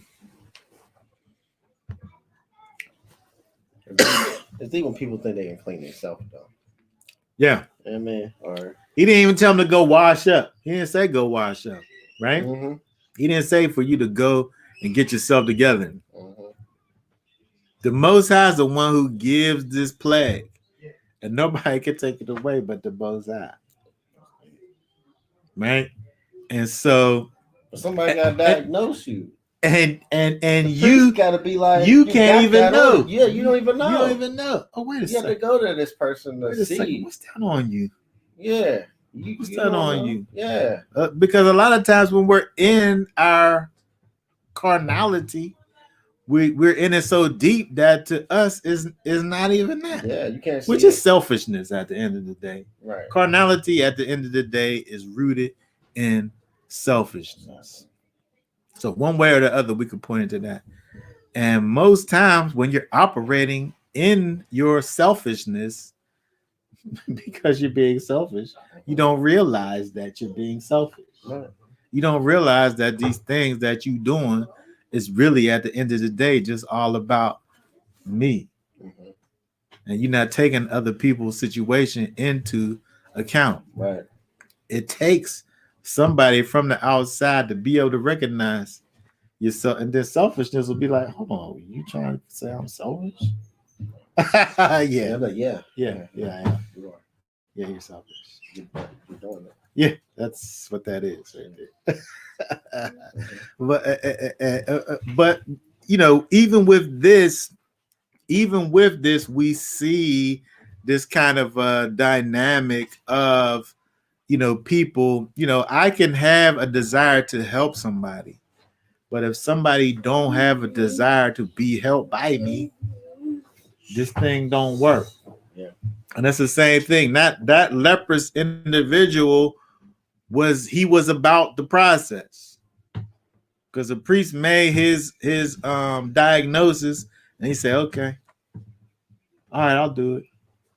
I'll go out here. I'll see you in a couple of days. We'll see if it's still there or not. Right? You know, again, from a spiritual perspective, looking at this from the now, you know, most times when you're operating in carnality, I say this again, when you're operating in carnality, it takes somebody else to look at you in your carnality to say, come on, man. You know what I mean? But I have to be willing to accept your observance of me. I got to be in a place where I'm able to accept what you're saying about me, and then go through the steps to try to rectify or have those things be rectified. And this is something that people a lot of times not willing to do. Oh, you judging me? Yeah, I can't am judging you. I can't am. All right, but we have to allow people to deal with us in this way, or else, you know, what are we doing? What are we doing? He didn't put us here to have to try to figure these things out for ourselves. He put us amongst a nation, a people that we can all learn and grow together if we take advantage of the gifts of the people that the Most High has placed us with. In this case over here, when we look over here, you know, they have a full out structure put together, where the priest is there and they can say, oh, you got these things that you need to be dealt with. Go ahead and take care of these things. But too many times pride, right, which is connected to your selfishness. Well, selfishness, I guess, will be the manifestation of pride. Doesn't allow for you to let people speak into your situation. You don't know me. Yeah. You don't know what I'm going through. You don't know what my life entails. Right. But the picture that we see over here with the priest or the one who is mature in the spirit is maybe I don't know the specifics of your situation, but I know that there's these spots that I can see. There's other underlying. It don't talk about the underlying things that caused you to have leprosy. All it talks about is the leprosy, which somebody from the outside looking in can see. There's things that you're doing. I don't know why you're doing it, but it's manifesting itself as this. Right. You got to go somewhere and pray to the Most High and give him those things, or else you're going to sit up there and infect all of the people with that, whatever that is. And so we're able to see through what the scriptures is giving us over here with the priests and with leprosy, with a kind of this situation where the people who are knowledgeable, the people who are seasoned, are able to be there for those that are unseasoned and bring them back to a place of cleanness.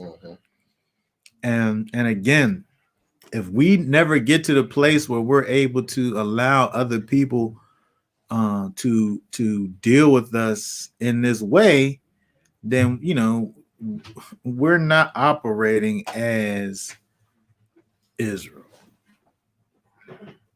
Israel is a nation. Israel is a collective, right? It's not about an individual. It's about groups, right? It's about community. Iron sharpening iron. Yes. Humility. Yes. It's necessary for us all to operate with a spirit of humbleness and humility. Pride is always going to keep you from hearing about yourself from somebody else. Right. Pride's always going to do that. If somebody's sitting up here saying what they're watching you do, and you going to sit up here and be like, no, well, you can say, no, I'm not. But let's just talk about the perception. Exactly. The perception of what you're doing that's looks exactly like this. Right. So you might not feel like you're doing this or that. Right. But what you're doing is being perceived by me and others in this way.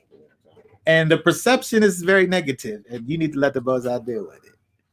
If I'm in the spirit of humility, I'm going to say, well, I don't feel like I'm doing nothing, but I don't want to sit up here and cause no problems. So I'm going to take this to the Most High and see what I can do to change this thing, whatever it is. Right. Spirit of humility is about growth and moving forward, and not, well, what about you, though? Pride will be like, oh, you want to sit up here and say what you're perceiving of me to do, but what about you?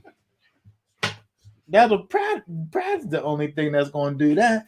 Right. Humility is going to say, well, even though I don't feel like I'm doing anything, I don't want for it to be perceived Right. that I'm doing something. Exactly. So let me see what I can do to change this thing. That's humility. Right.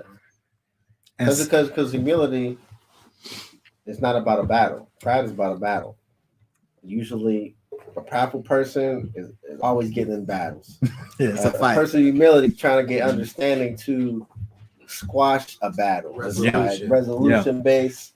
You know what I mean? It's like, Yeah. So oftentimes most people don't, want to be accountable for the things that they do or the problems that they create. Mhm. You know what I mean? I was involved with someone, and I would always, not always, well, whenever a problem would arise, like something happened, I would, bring it to that person's attention. Mhm. And then it would be, what about you? Yeah. right. It would be one of those moments. And then next thing you know, the original problem gets lost. Yeah. And I leave with like the problem's me. Yeah. Yeah. And the person can never get fixed. The problem never got fixed. It never got fixed. Addressed even. Yeah. Right. And so these are the things that happen. What if this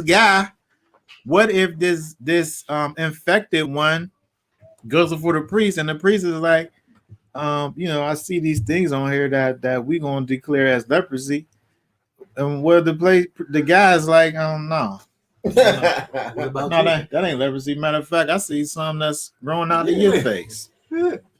Matter of fact, I'm sure that in that situation, they give you the option to go ahead and do what you're supposed to do. The next step, I would think, probably is that he will get taken somewhere. Right? This thing wasn't like it wasn't democratic, right? Because now the Most High's put these things in place. If you're not gonna follow through with these, now you move into another area on top of that. That's So it done changed into something else. Right? You imagine this that's taking the place? thing about today. Today, there's too much democracy. Yeah, there's too many Too like, much. oh, well, you do it that way, I'm gonna do it this way. There's too much freedoms out here, Like, man. There's too much. There's too much We need to liberty. There's too bring much the law liberty. back. Everybody's just like, oh, I ain't doing none of That's a that. free country. So Yeah. I can do what I want. They would have came out with a political correct name for it and made it okay. Yeah. Yeah. I just have a little bit of leprosy. Just a little bit. Yeah.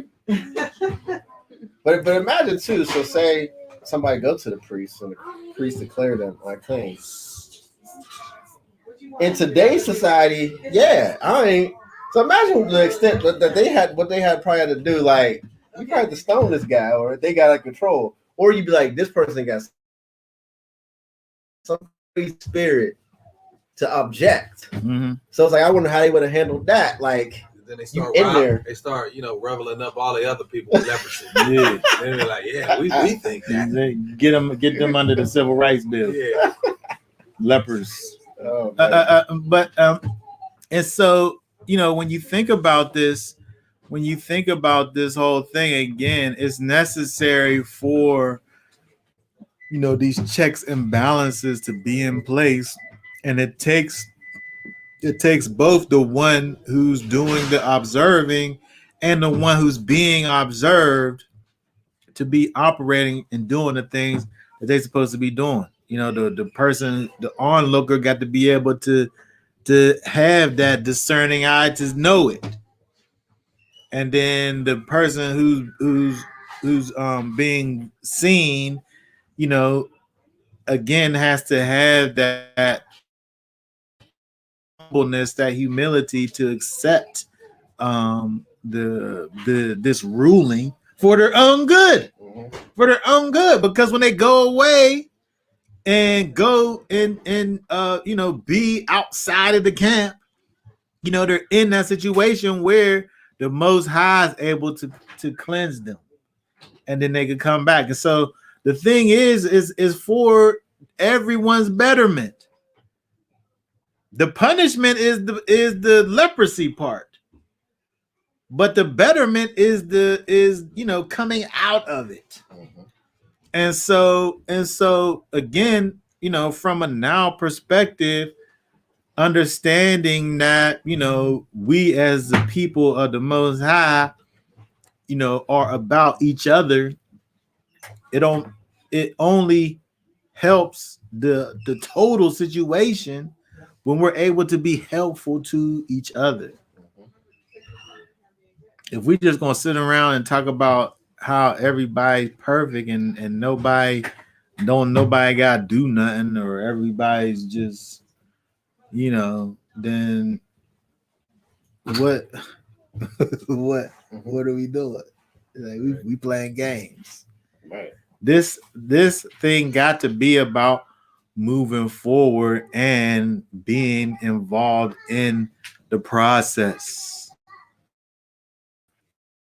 of cleansing, because everybody needs to continually grow and be cleansed. Right? The cleaner you become, the better you're able to see how dirty you are. that you continually need cleaning. Nobody's just always clean. Right? When and we just using that word, but the cleaner you are, the better you're able to see the dirt that's on you that needs to come off. And so we're always on that path of being cleansed, right? We're always on that path of moving closer to Messiah. We're always on that path of becoming more and more like him, and encouraging all those around us to do the same. And so we see that example right there. The priest wants to maintain cleanness in the camp. And so there can't be uncleanness in the camp. Yeah. Uncleanness got to get out.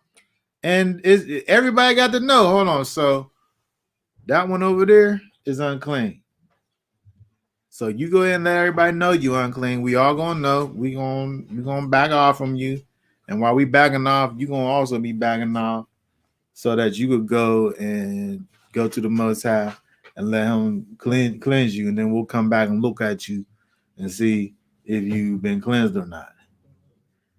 And if you're not, you got 7 more days over there. Go ahead. I mean, is there any reason that you would see giving someone a timeout like today, like that? I mean, What I you hate mean to call it timeout? timeout, but where they are causing some kind of uncleanness in the in the group, and there's all kind of reasons, yeah. And it's like, you know what, you need a timeout. Yeah, but you know what will happen? Oh, well, we've seen this already. Time out. Oh, I'm done with you. That's what happens. Timeout, all right. Yeah, I'll give you a timeout permanent style. You talk about the person saying that. Yeah. That's what timeout. That's what happens. That's what happened. Right, in real life. Yeah. But again, what we're talking about over here is there's both sides. There's the priest who's seeing the uncleanness, and the person who's unclean is accepting. Yeah. Because he got to go out and proclaim it. So he's accepting it. He's accepting his uncleanness. You're right. Unclean. Cuckoo. He said, I know. It make you think of all those different things.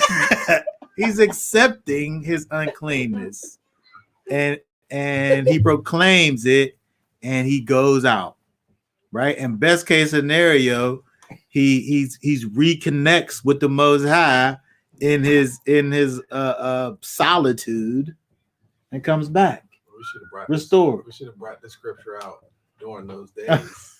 Yeah, I mean, it is what it is. But I want to go over here. I want to kind of close this up with Matthew. Matthew chapter 8. Let's read. It's just 4 verses over here. Give me 1 second. Okay, right there. Oh, Matthew wait. 8:1. Let me make this bigger. Okay, go ahead. It says, and when he came down from the mountain, large crowds followed him. And see, a leper came and bowed before him, saying, Master, if you desire, you are able to make me clean. The stretching out his hand, Yeshua touched him, saying, I desire it, be cleansed. And immediately his leprosy was cleansed. And Yeshua said to him, see, mention it to no one, but go your way, show yourself to the priests, and offer the gift that Moshe commanded as a witness to them. Okay, very good. So it's interesting when we look over here with Yeshua now. Yeshua does something that the priest didn't do. The priest can't do. Yeah. The priest could look at you and say whether you're clean or unclean by looking at you, Right. but he wasn't able to make you be clean. Right. And so when we look over here again, this plague that comes from the Most High, this thing that's going on inside of you, the only thing that's going to cause you to be cleansed from that is Yeshua. Okay. So we see over here, Yeshua, he does these things, right? That again show him at this point in time, from a traditional standpoint, Israel at this time was looking for someone as Messiah now, somebody who was able to do what Yeshua does over here in terms of one of the things was healing leprosy. Because people didn't just heal, you didn't just heal leprosy. So at this time, I'm saying at this time when Yeshua walked the earth, one of the things that they was looking for in the Messiah figure was that he was able to cleanse the leper. And so he wasn't up here, always letting it be known who he was to everybody. Right. But it was obviously people who knew, because this is happening. People that knew this guy as a leper, they're able to say, hold on, this guy, he's unclean, like he's a leper. How do you get to be clean? And it's not like a thing where it's like some disease that you have that you can't see. Like he heals me of diabetes. Well, you don't always know what diabetes looks like. Right. Yeah. But this is something that you know what it looks like, where the priest, whenever he's gonna be able to see that he's not like he was before. And only Yeshua was able to do this. Another thing was is that the way this uncleanness is treated is kind of transferable. As a where if you was unclean, you wasn't touching clean stuff, because you gonna sit up here and make these clean things be unclean because of your uncleanness. But then we see with Yeshua, he goes over here and he touches him, and we talked about a few weeks ago the fact that the altar being this holy thing, right, and the sacrifice also being this holy thing. And so when we think about the fact of Yeshua, we see it here. We also see it with the woman who touches him and is healed. When Yeshua in his holiness, he's able, He the only one that's able to walk around, and his holiness is transferable. My holiness ain't transferable to you, right? You got to have your own relationship with Yeshua, right? But over here, Yeshua, just by he's able to touch you and make you be cleansed and make you be made whole again. And then he just went to the priest just to for that witness that he was made cleansed. And so again, when we think about this in terms of thinking about how we are able to think about this from a now perspective and know that whatever uncleanness that we possess, this thing that we possess that seems to be so far so filthy, right, that it can't be cleansed. Yeshua is able to cleanse it. But see, look over here. This person had a desire though. He bowed, he said, Master, if you desire, you're able to make me clean. He wanted to be clean. If you too want me to be clean, then you can make me clean.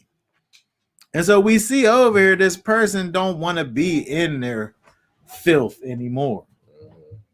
Right? There's that thing inside of that person where they're ready for a transition, right? They're ready for a change. Well, look, the top one, verse 2 says, and see, the leper came.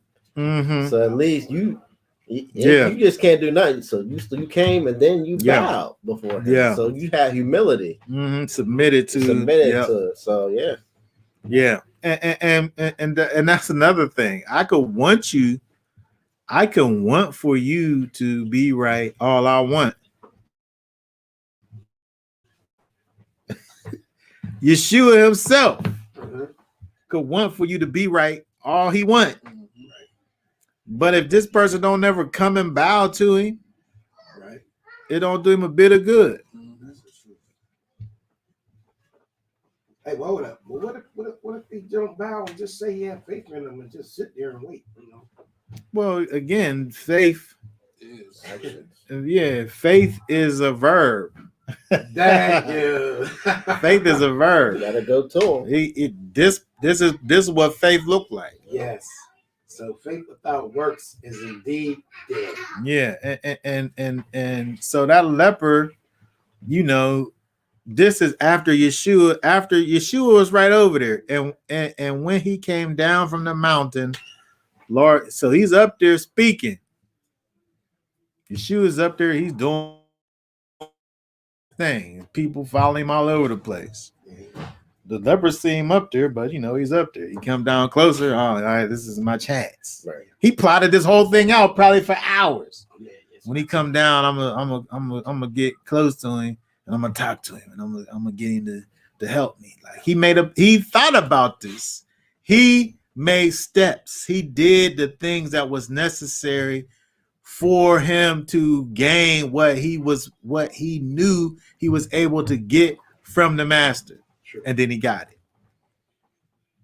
If we gonna sit around and think that we can sit up here in the midst of our filth and just have the master just say,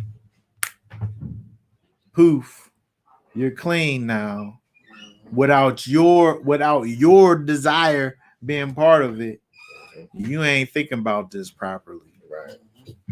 Yeah. This guy over here planned this whole scenario out. He took action. Right. I feel like being laid off from work. Right? Being laid off from work. I've had my little vacation with unemployment and all of that. Right? But whenever it came time for me to go back to work, I wasn't able to just sit and just be like, all right, I'm ready. Right. To be called back. Where to All right, work come at? on into work. Yeah. You gotta take actual steps. Yep. And the same thing is true like before. I mean, to a degree, it's not all the way like that in the union where they literally do call you. But like when you're in a situation where, if you're sitting around waiting for work, but you ain't put near a bit of application in, you know what I mean? You ain't did, or maybe you don't even got to work for somebody. You ain't took no steps to start your business. You want to be an entrepreneur, but you ain't did nothing to. You just waiting for the Most High just to drop something in your lap. Yep. He wants for us to make steps in a particular direction. And this is a perfect example of that, where it said a leper came and bowed. That's saying so much just in those two words, came and bowed. Exactly. Because he had to think about the process of coming. Mm-hmm. And then he had to even know I got to bow down. I got to submit to the master. He calls him master. Right? So he's accepting Yeshua as his master right over there. And he even has a action that shows that he accepts. He don't just call him his master. He literally bows down to him over there. And so all of these things is a process that had to happen inside of him first. Where he had to come to the realization that I could just sit back here and just like pray to him in my mind over here. I know he's right over there, but I'm just going in my mind just pray to him right over here and see if anything happens. Mm-hmm. He got up and went over there and interacted with the master, and then he received. No problem. Yeah. Okay. You should say yes, and did it right there on the spot. Mm-hmm. But if he wasn't involved in that situation, if he wasn't involved in the cleansing, he wasn't going to be cleansed. And when I say involved, I just mean come to the cleanser. Take them steps. You got to want to do it. Yeah. You got to want that for your own self. You got to want that. Master, please, if it be your will, let me have this thing. Have it. You got to ask for it. Mm-hmm. Yeshua tells you, if you don't knock, how you going to get in? Listen, just knock. Just ask. He's there.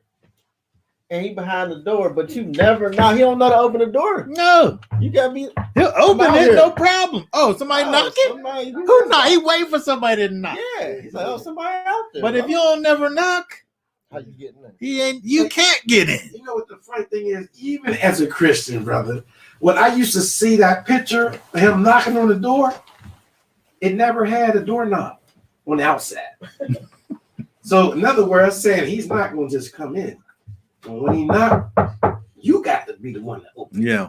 And every time I look at that picture, even though I colored it black, but I ain't got in trouble for it, man. Yeah.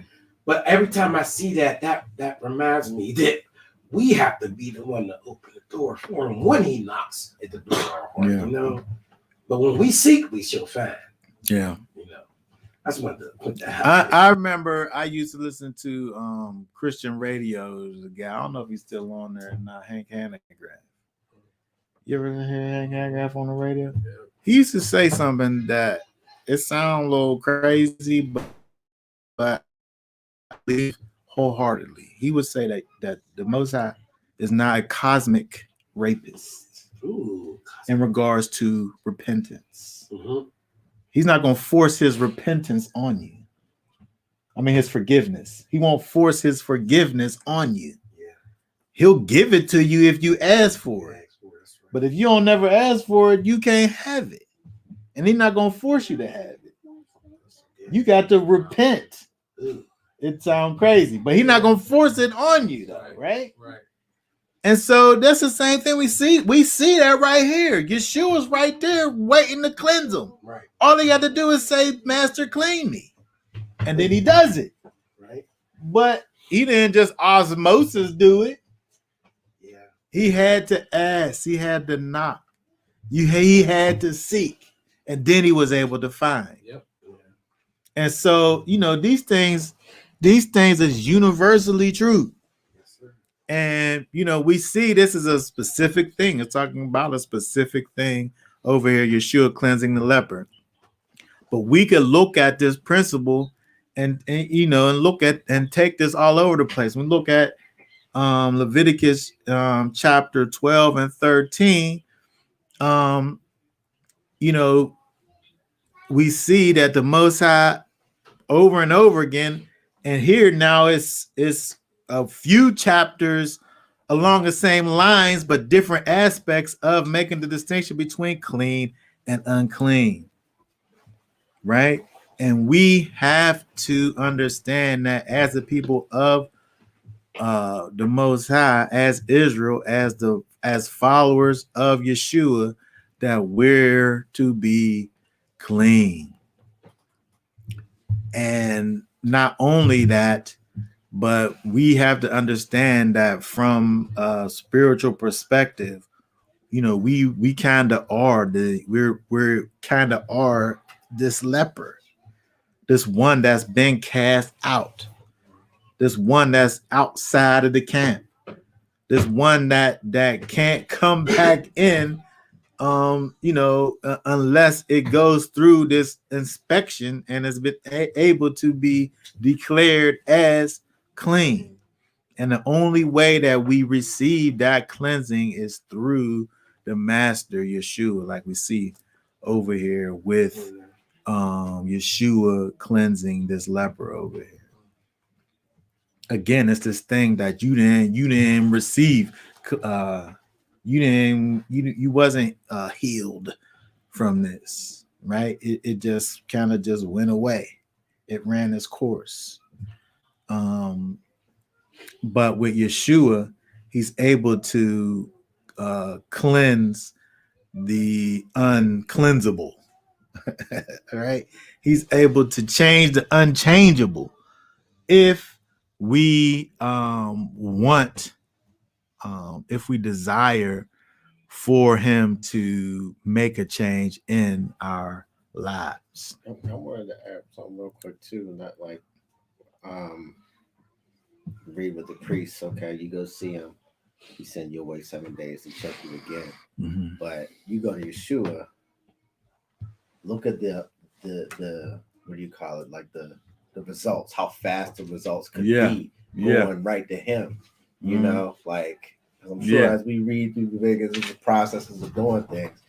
But you go right to Yeshua, cut that time down, like that spirit could, that's like that's a miraculous work, because he's like, because Yeshua even know the process, and he's like, look, now you can go show the priest, and the priest is gonna be like, wow, you good, you clean, So. Yeah, and even when we look with Yeshua, he don't bypass the process. I made you clean. Now you go through the steps so that everybody know that you clean. And so you go and have these people look at you and see, and they can see what I've done. Right. And so again, now we have this thing being realized as to where it's not just an internal thing. It's not just the table's shaking. It's not just you being healed from diabetes. You being healed from this thing that is a visible thing. There's a visible change in you that happened only because of what Yeshua was able to do. It's not this thing where I got to sit up here and be like, I'm holy now, right? Yeah. I'm righteous, right? Yeah, exactly. I've been healed from diabetes. I didn't even know you had diabetes. You know what I'm saying? Right. But now we talk. It's interesting to think about this leprosy, because it's a thing that you saw it. Right. You seen the filth. Right. It's this thing that is obvious, right? The change that Yeshua makes in your life is not a hidden change. It's so obvious, right? He changes you, right? But you got to come to him and you got to submit to his will, right? And we got the formula right there. The formula's right there. Yeah. He give us the formula. He don't even hide it from us. He don't make it hard at all. Just come over. Just come to the master and submit to the will of the master, and you're clean. That's it, right? And so we see that over here. We see that it definitely is a again, we look at the Old Testament and the New Testament, the pictures aren't exact as of where there was. You understand that there's a process when you see it in the Old Testament. There's a process in the New Testament, but it's a different process. Where now he's saying, "Go and sin no more." Right? Just about to find the scripture. he said, "Go and sin no more." Right? He cleansed you. But the process now is stay like that. Don't get dirty again. I put you in these dirt. brand new kicks over here. Don't go jumping in no puddles. Right. I'm thinking about that the other day because I got these muck boots that I can walk in the muddy water with. And so and they're, they come all the way up to your knee almost. And so when I see mud and puddles, before, like in my regular boots, I walk around the mud. I feel like a little kid. I walk in the deep puddles. I don't even care because I got these muck boots on, right? Yeah. But he gives you the ability to be able to go through these situations, but he wants you to stay clean though. Yeah. He wants you to stay clean. And so that's the process. The process ain't about getting clean. The process is about staying clean because he make you clean. Yeah, you get clean.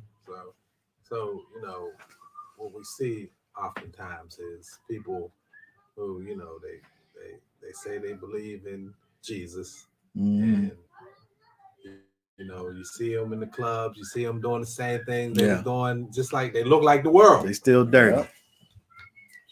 They still filthy. But they claim it. Yeah, and that's exactly it. And so that would be the equivalent if we thinking about okay, let me put this back up. So that's the equivalent of, if we look at this, that person you just described, they called him master, but they ain't never bowed down to him. So they never treated him like he was their master. Those people you talking about. So I could call you master, but I'm not going to do the things that you like. You're not going to sit up there and take the club away. Do people still go to the club? You're not going to sit up here and take the club away from me. COVID, but I know, right? Yeah. You're not going to take away these things that I hold dear to myself, right? Even though I know you don't like those things. Right. You love me just for who I am. Like that's they skipped a step. They might halfway came to him, but they definitely didn't bow to him. Right. But they calling him master still. Right. But this guy needed all of this, I think. I think he needed all that for to get what he came for. Mm-hmm. Not just something that was coming out of his mouth, right, but a physical manifestation of what was on the inside of him. Right. Inside, he was calling him master until he came to him and bowed down to him and showed him that he was his master. Right. So I could easily say that Yeshua is my master. Mm-hmm. But if I don't never bow down to his will, yep, then he's not my master. Exactly. And so they got your actions got to correspond with your words. And unfortunately, it's kind of like the it's the nature of mainstream Christianity. It's the nature of mainstream Christianity to profess the Son of Elohim as master, but not to do the things that he likes. You can do whatever you want, whatever feels right to you. That's backwards, obviously. Let me read Isaiah real quick. Hold on, let me pull it up. Isaiah 29:13. Isaiah Yeshayahu 29. Yep. Go ahead. It says, and Yahweh says, because this people draw near me with his mouth Mm-mm. and with his lips they have esteemed me, and it has kept its heart far from me, and their fear of me has become a command of men that is taught. Could we get the KJV? Yeah. I know sometimes you just want to hear like you remember it. Yeah.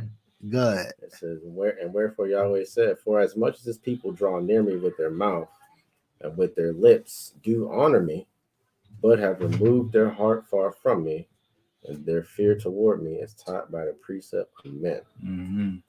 So, and I say a lot. You Yeah. don't matter what your mouth say. It's your heart, because your heart drives your actions. So Yeah. your spirit lasts, and Mm-hmm. what comes out of that, that's what's proven Yeah. what your master is. So if you do contrary to what it say, if you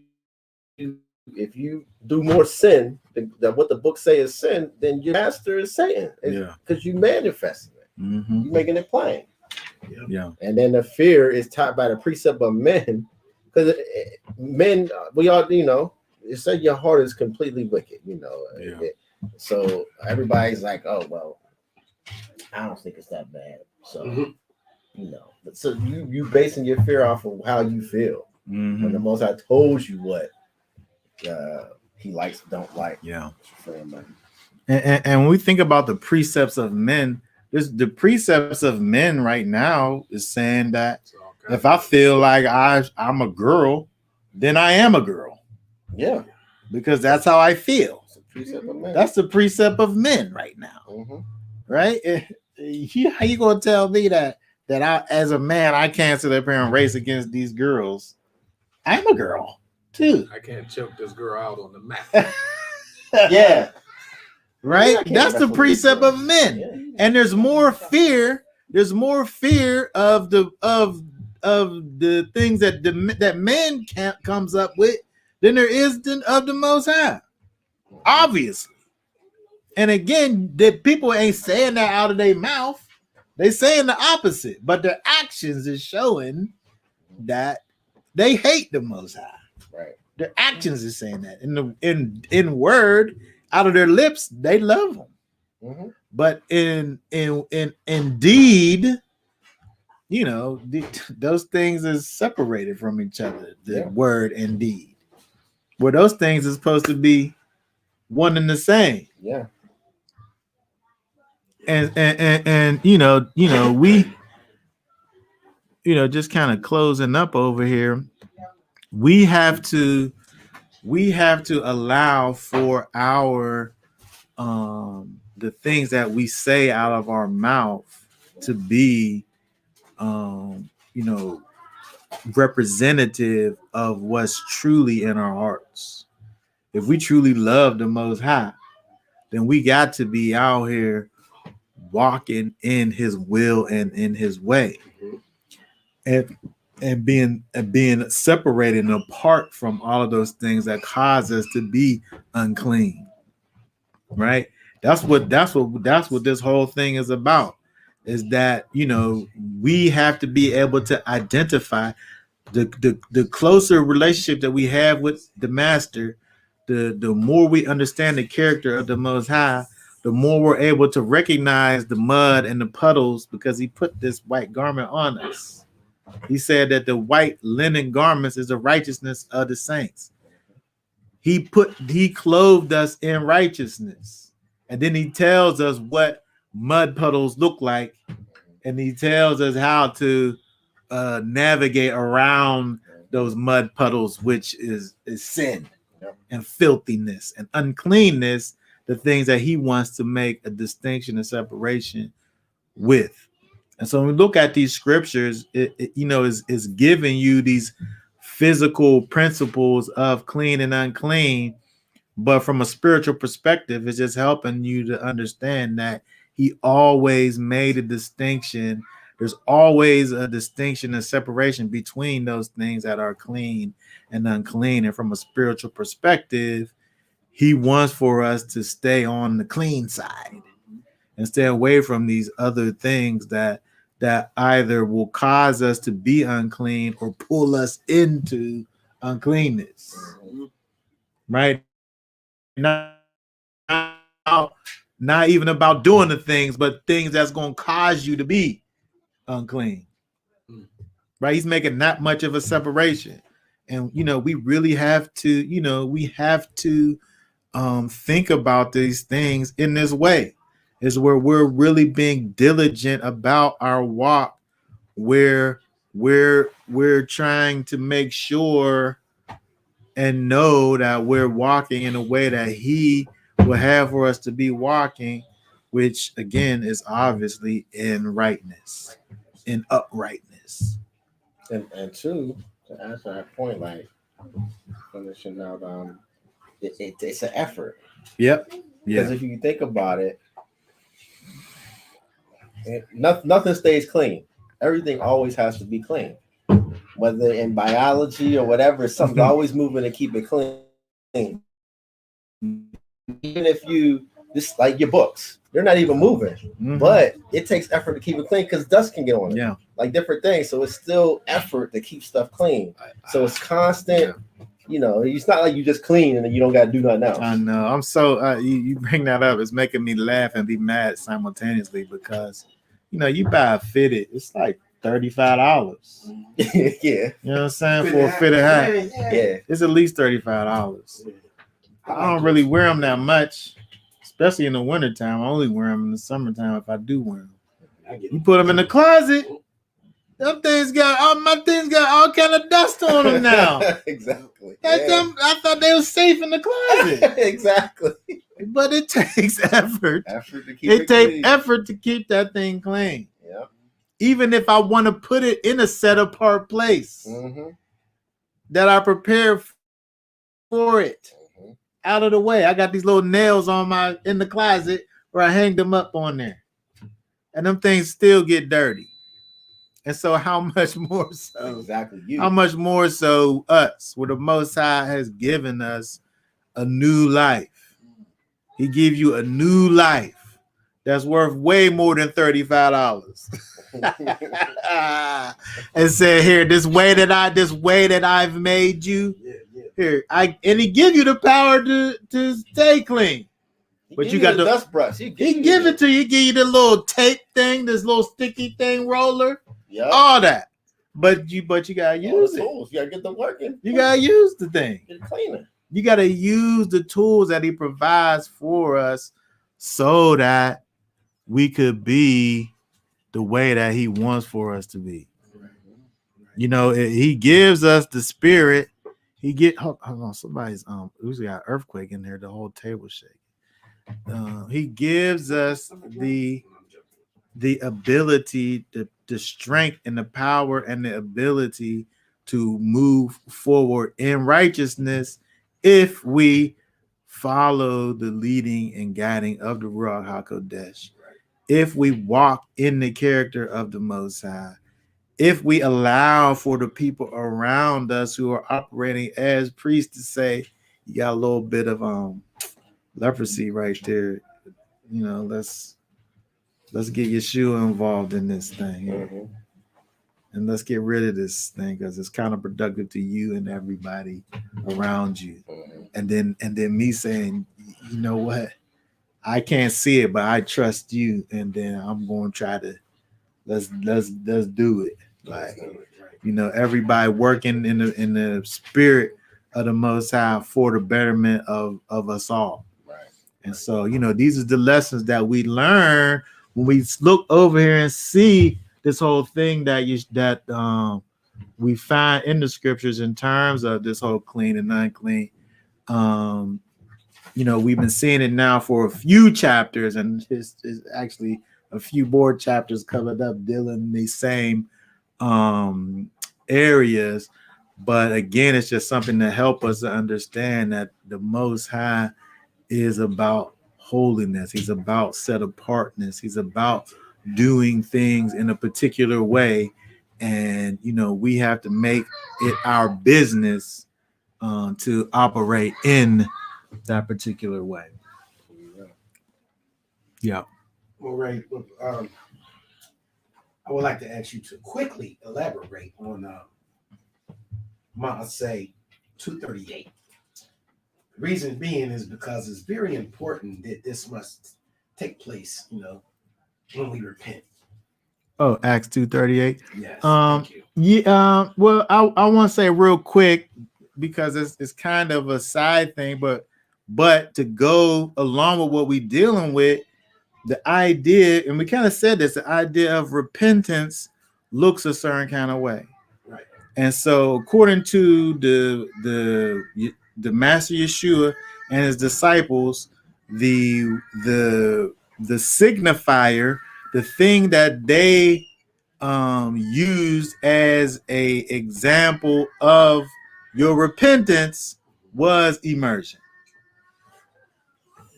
And so you was able to know that you were entering into a relationship with Yeshua by being immersed.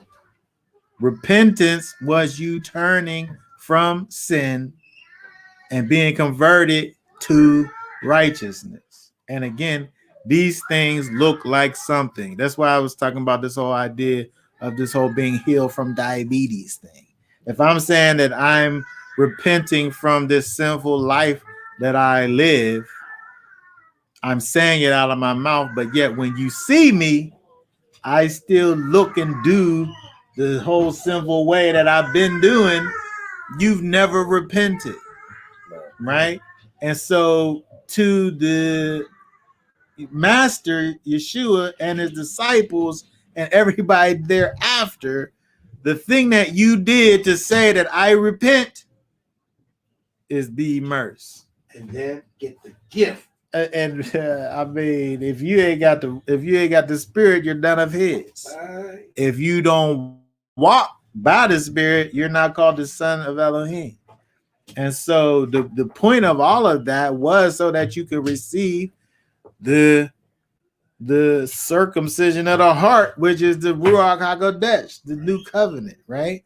And so all of these things are, kind of tying it in what we're talking about in terms of a necessary transition that has to be made.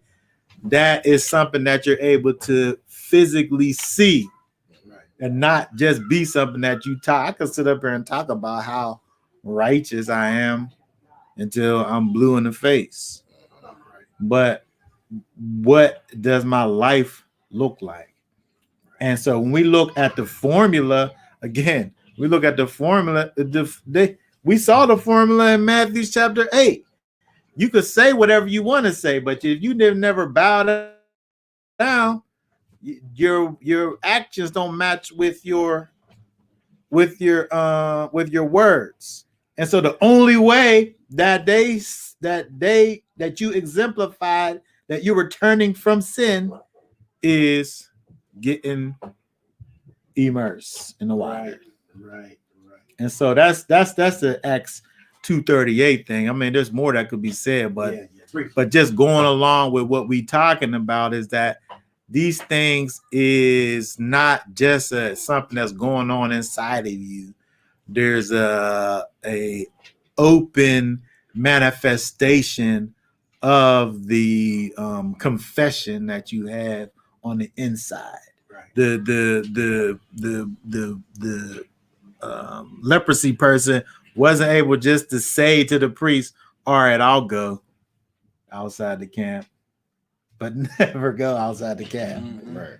So there's always a outward manifestation of what goes on the inside, and that's just across the board. And we look in these different places in the scriptures, it's giving you these different scenarios, but at the end of the day, it's kind of the same thing going on, right? Right.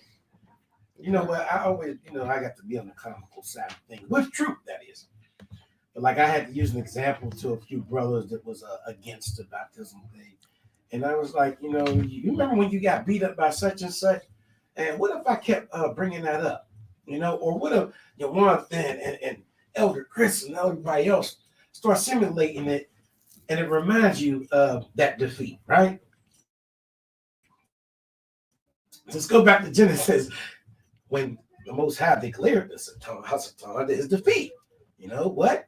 You shall bruise his heel and he shall crush your headship.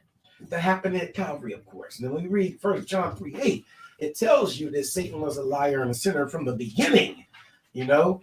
For this reason, you hear me? For this reason, the Son of Yah was manifested to destroy the works of the devil, which did take place. So anyone who preaches against that is of the anti-Messiah order.